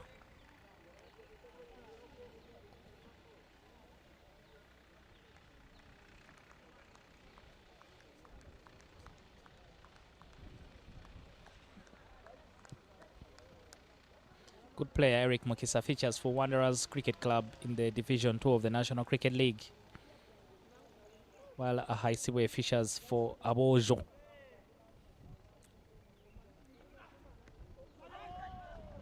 Got big, but that goes in the gap, so they'll pick up a single.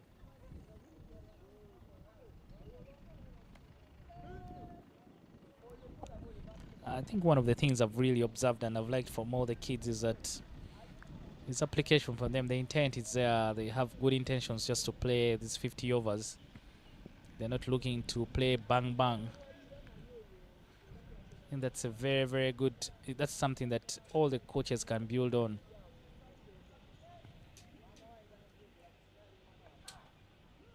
Too close to cut. Maybe that's an area that is not very strong at. We've seen him very, very strong down the wicket. We haven't seen him playing any short square of the wicket.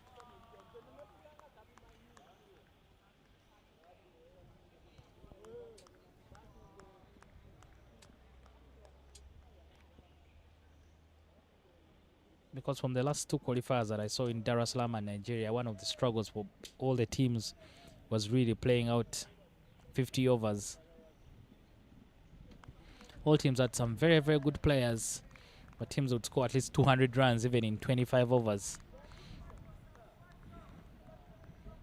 And when you master the longer game, the skills are transferable. It's very easy for you to also play T20 cricket. Just a switch in the mindset.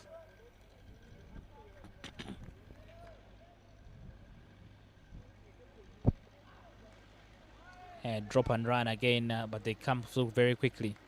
That's a placement of that fielder who's at point, which is poor, because the ball is always going to his angle on the left, so they easily get through. If he only makes a slight adjustment, he will be able, the ball will come directly to him. But after 7 overs, 41 for 1, the Uganda under 19.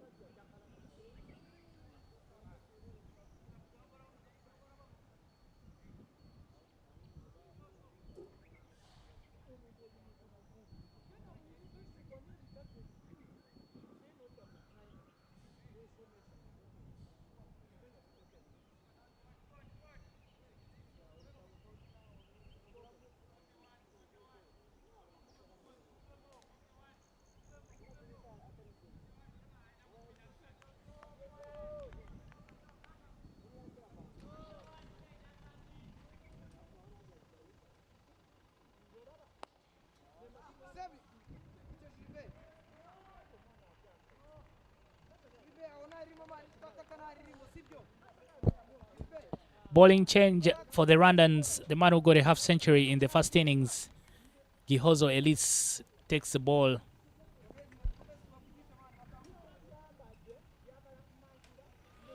Be interesting here to see how Ahaisiwe is going to shape up against the slow bowling of Elise.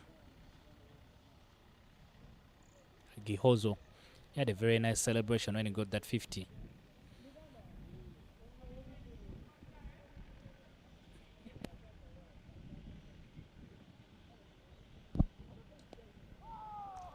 Again, you can see there Eric, his initial step is backwards. And when you come forward, you get to the pitch of the ball.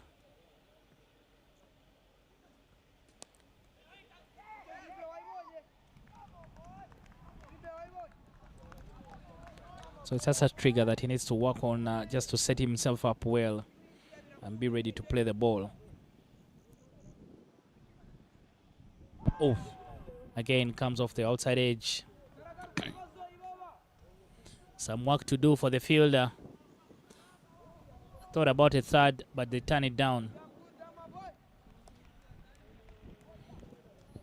Not very sure there from Eric Mukisa on what is happening. But as long as you don't get out, you stay in there and keep hustling.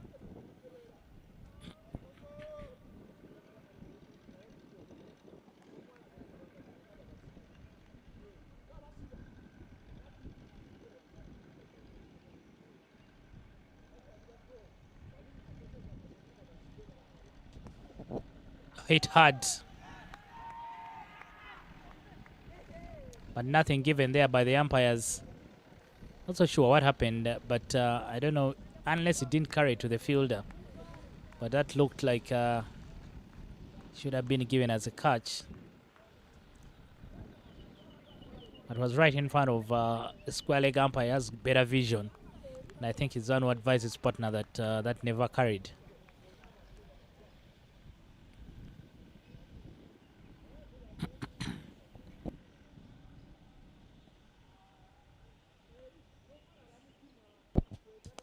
Full toss, but not punished.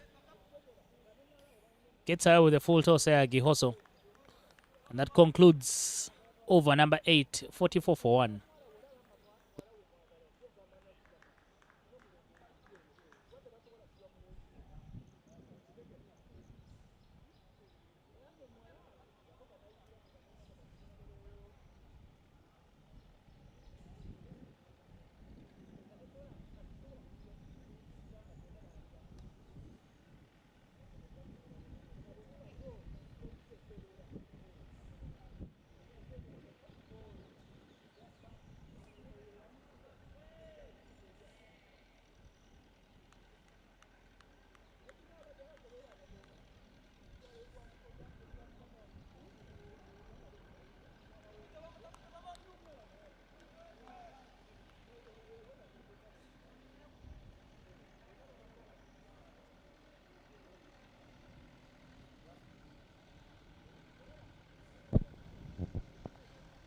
A high Siwe will continue, and Jean-Paul Rukundo from the State House end. Can see big stride forward there from High Siwe. That's really the marking difference between him and how Mukisa plays.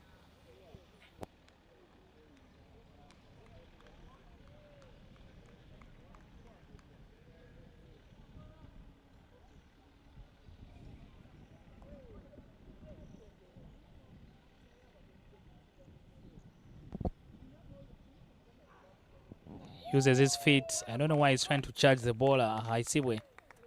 But I don't know why he's in a rush. Needs to take as much time as possible.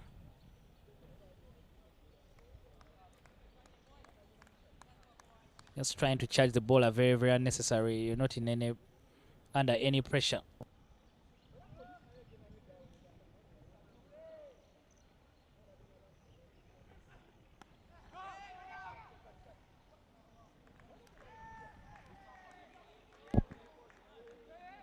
He had a good areas there from Rukundo.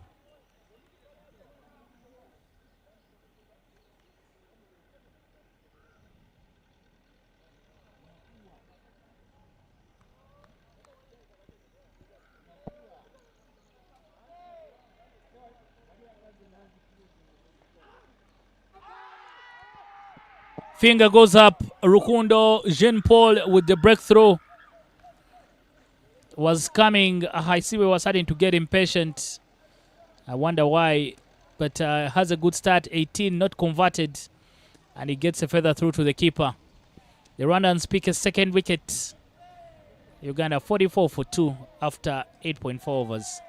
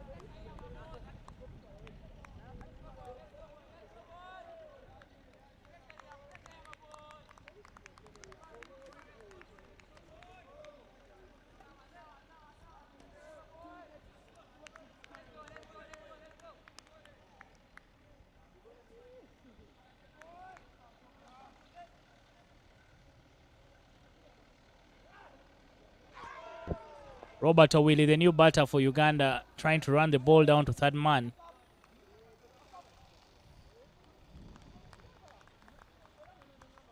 Owili yesterday got a 50-79 for him in the win against Rwandans.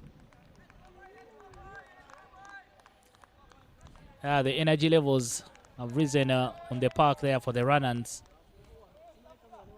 Yeah, I think they know if they get a bit more wickets, 1 or 2 more wickets will put more pressure on the batting for the Ugandans.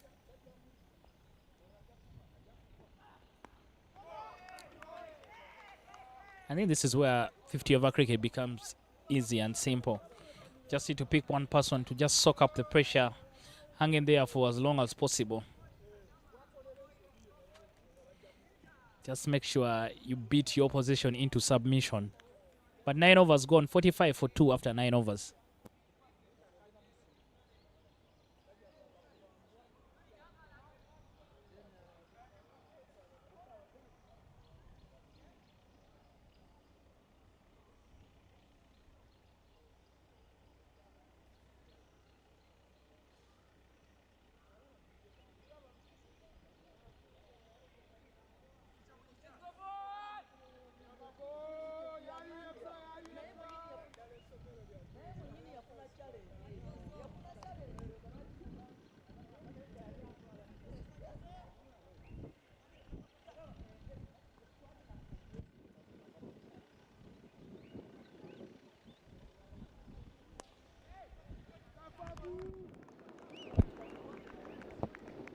Yeah, so going to be a test of character there for Owili. He likes to hit the ball hard and go big. But I think he'll need to be patient. You can see for him, everything is about power in his game. And he's batting at a very crucial position for the team. Number 4. Someone who needs to have an appetite for big innings. So maybe he'll learn into his role. It's not, sometimes it doesn't do justice when you come here and play a destructive innings of 40 of 20 balls. You need to be in there, soak up the pressure, and ensure that there are no leakages.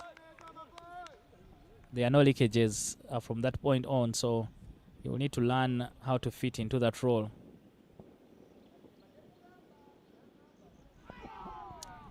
Very, very casual there from Eric Mukisa. Angled, but the straight ball just going through.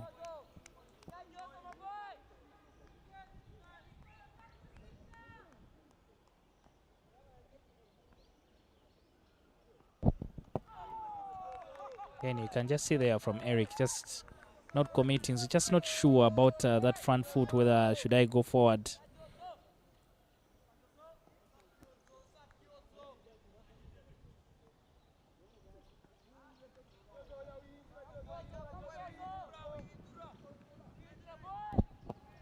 Extras.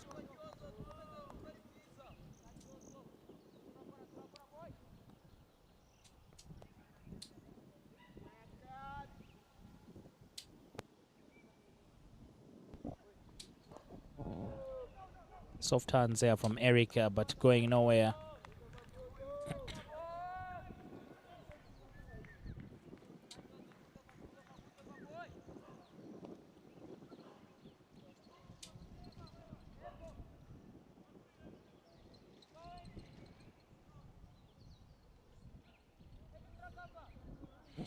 Turnovers gone, end of the first power play, 47 for 2 Uganda. Very evenly balanced. Rwanda picking up 2 wickets. You'd say 2 new batters. Eric has been there for 15 of 23, but he hasn't looked very, very assuring. And Robert O'Will is the new batter for them.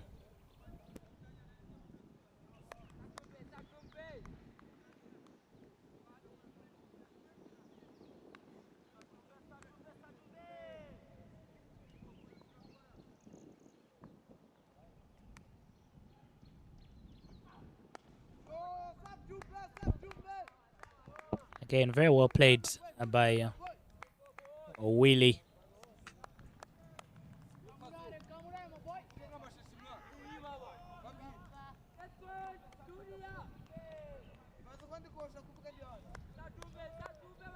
I think it's more about his character fitting into the role and the position.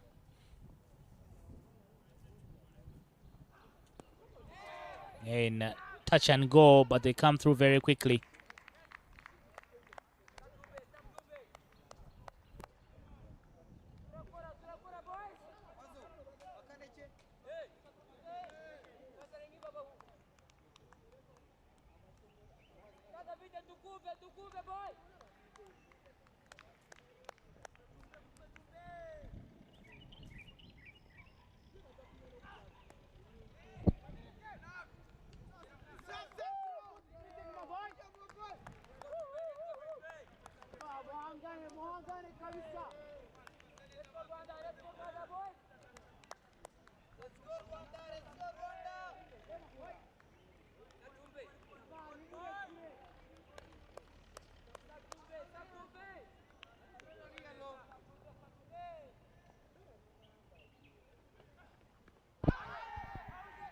Yeah, rattles him, Eric Mukisa.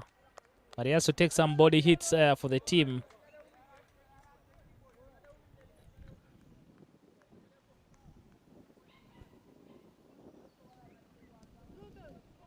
It's never going to be easy for the Ugandans out there in the middle. They might be in their own home conditions.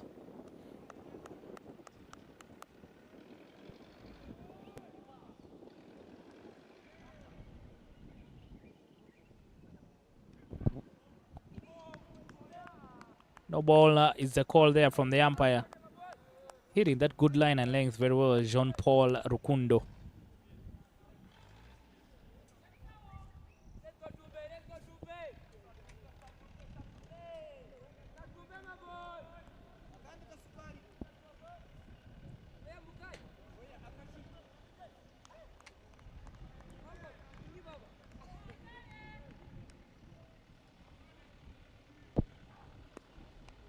The free hit not punished there by Mukisa Eric. He's playing so much in his shell.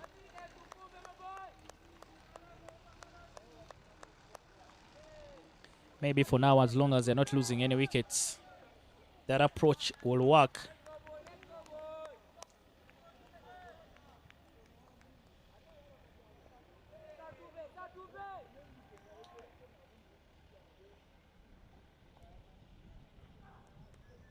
Soft hands just lets the ball run off the face of the bat.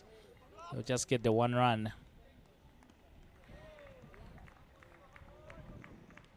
50 comes up for Uganda. They are 50 for 2 after 11 overs.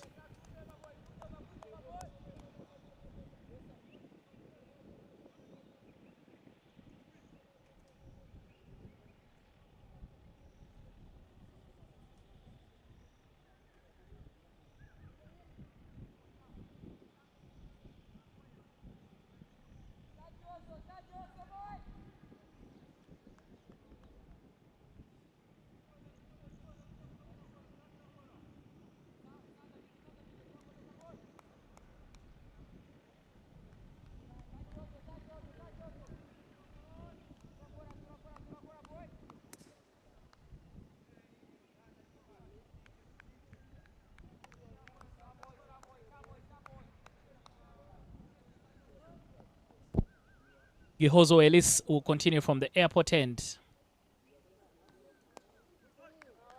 I don't know, that's a ball for driving. It's right under the nose. For you to get your confidence in is when you score runs, not when you block balls. So Eric needs to understand that. Was big. Missed completely by the fielder. Misjudged by the fielder.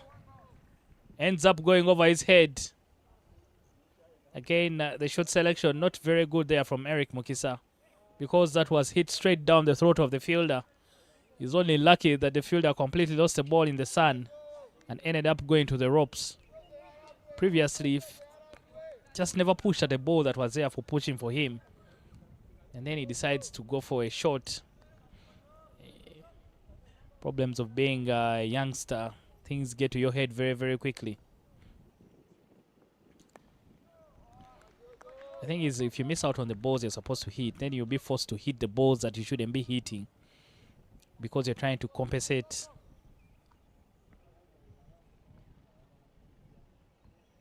For example, that's a ball that is right under. It's tossed up in the air. If you're confident enough to use your feet, you can be able to hit it through mid-wicket. Very little risk, but good reward.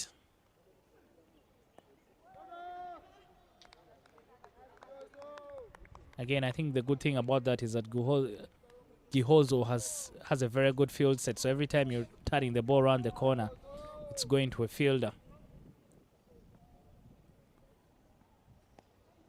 Again, that's another ball that is tossed up in the air, good air on it.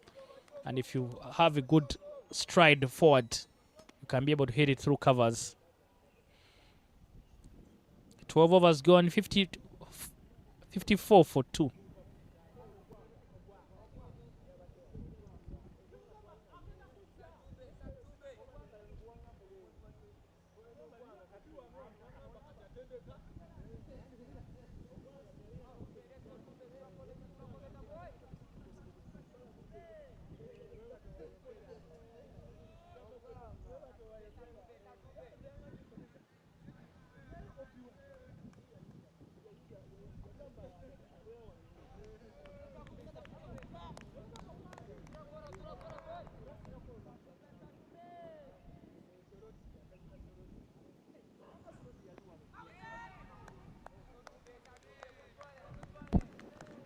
I think this is also a very good test there for Robert O'Willy, for him to try and learn how we can be able to match his grit with power. Just try and soak up some pressure for a little bit, because he has the power to score so many runs very quickly. But sometimes you need to just drop anchor first before you can go big.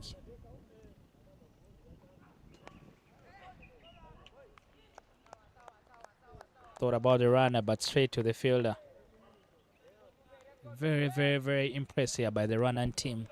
They look like a team that is very well coached, very well prepared. They're not trying so many things.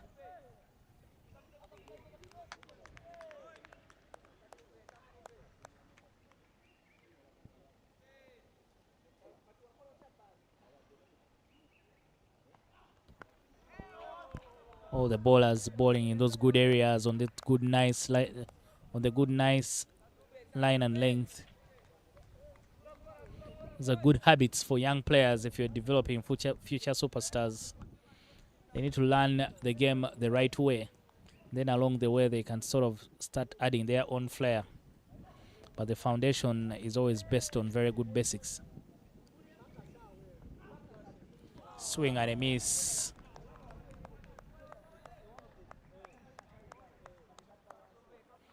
And good pressure and a good test here for the Ugandans. Ugandans have a saying that you don't move a lot, you think your mom is the best cook. So all these players are the best around the junior circuit here, but when they come up against players from different countries, they can be able to test themselves. Up-ish in the air. They take off, but it's sent back by Eric Mukisan, which was a good decision, because the ball went very quickly to the fielder and was on the bounce. A good pick-up and throw could have had either of them in trouble.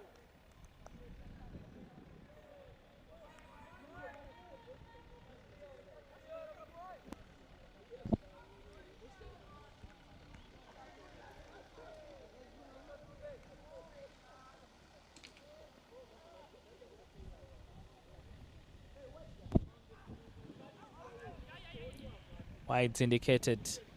Wides has been the name of the game today. So many bowled by Uganda, but even Rwanda have been generous in their own way. Ihozo is not going for so many runs. Maybe they could think of trying 2 spinners from both ends.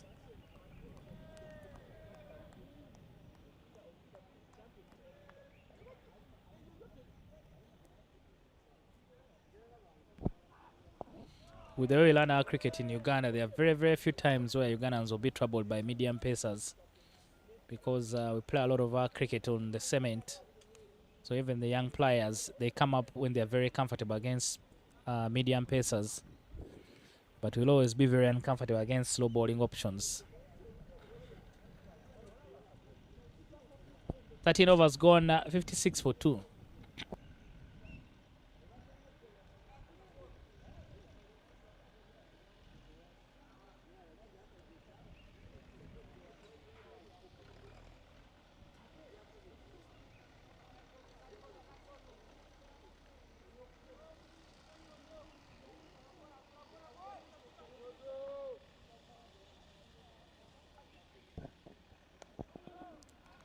Very, very good stuff there from Gihozo. Must be very confident, got a good half century in the morning. So that works on your psyche. He's bowled really very well, giving away just 9 runs in his 3 overs. And of the 9, if you take away the missed opportunity that went for 4, he's been tidy, just count as giving away just 5 runs. Much better there from Owiri.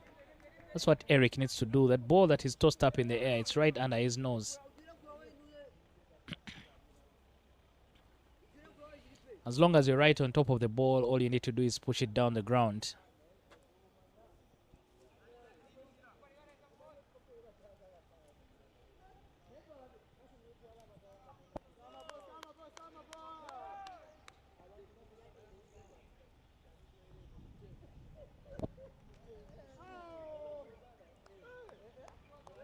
Wides indicated by Alpa, the umpire for today.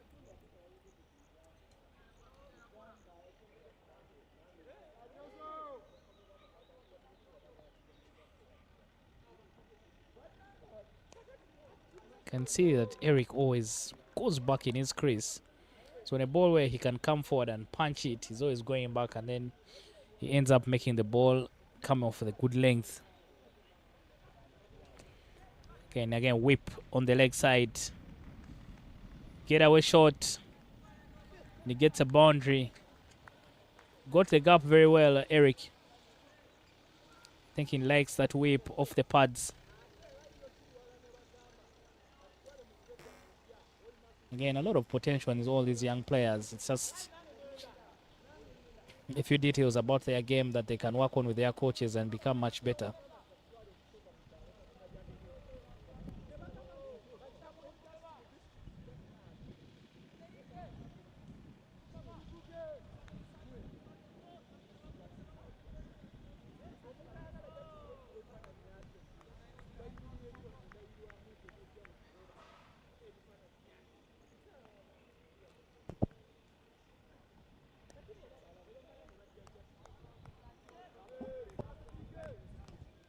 Very, very good stuff there from Gihozo. Good comeback from him.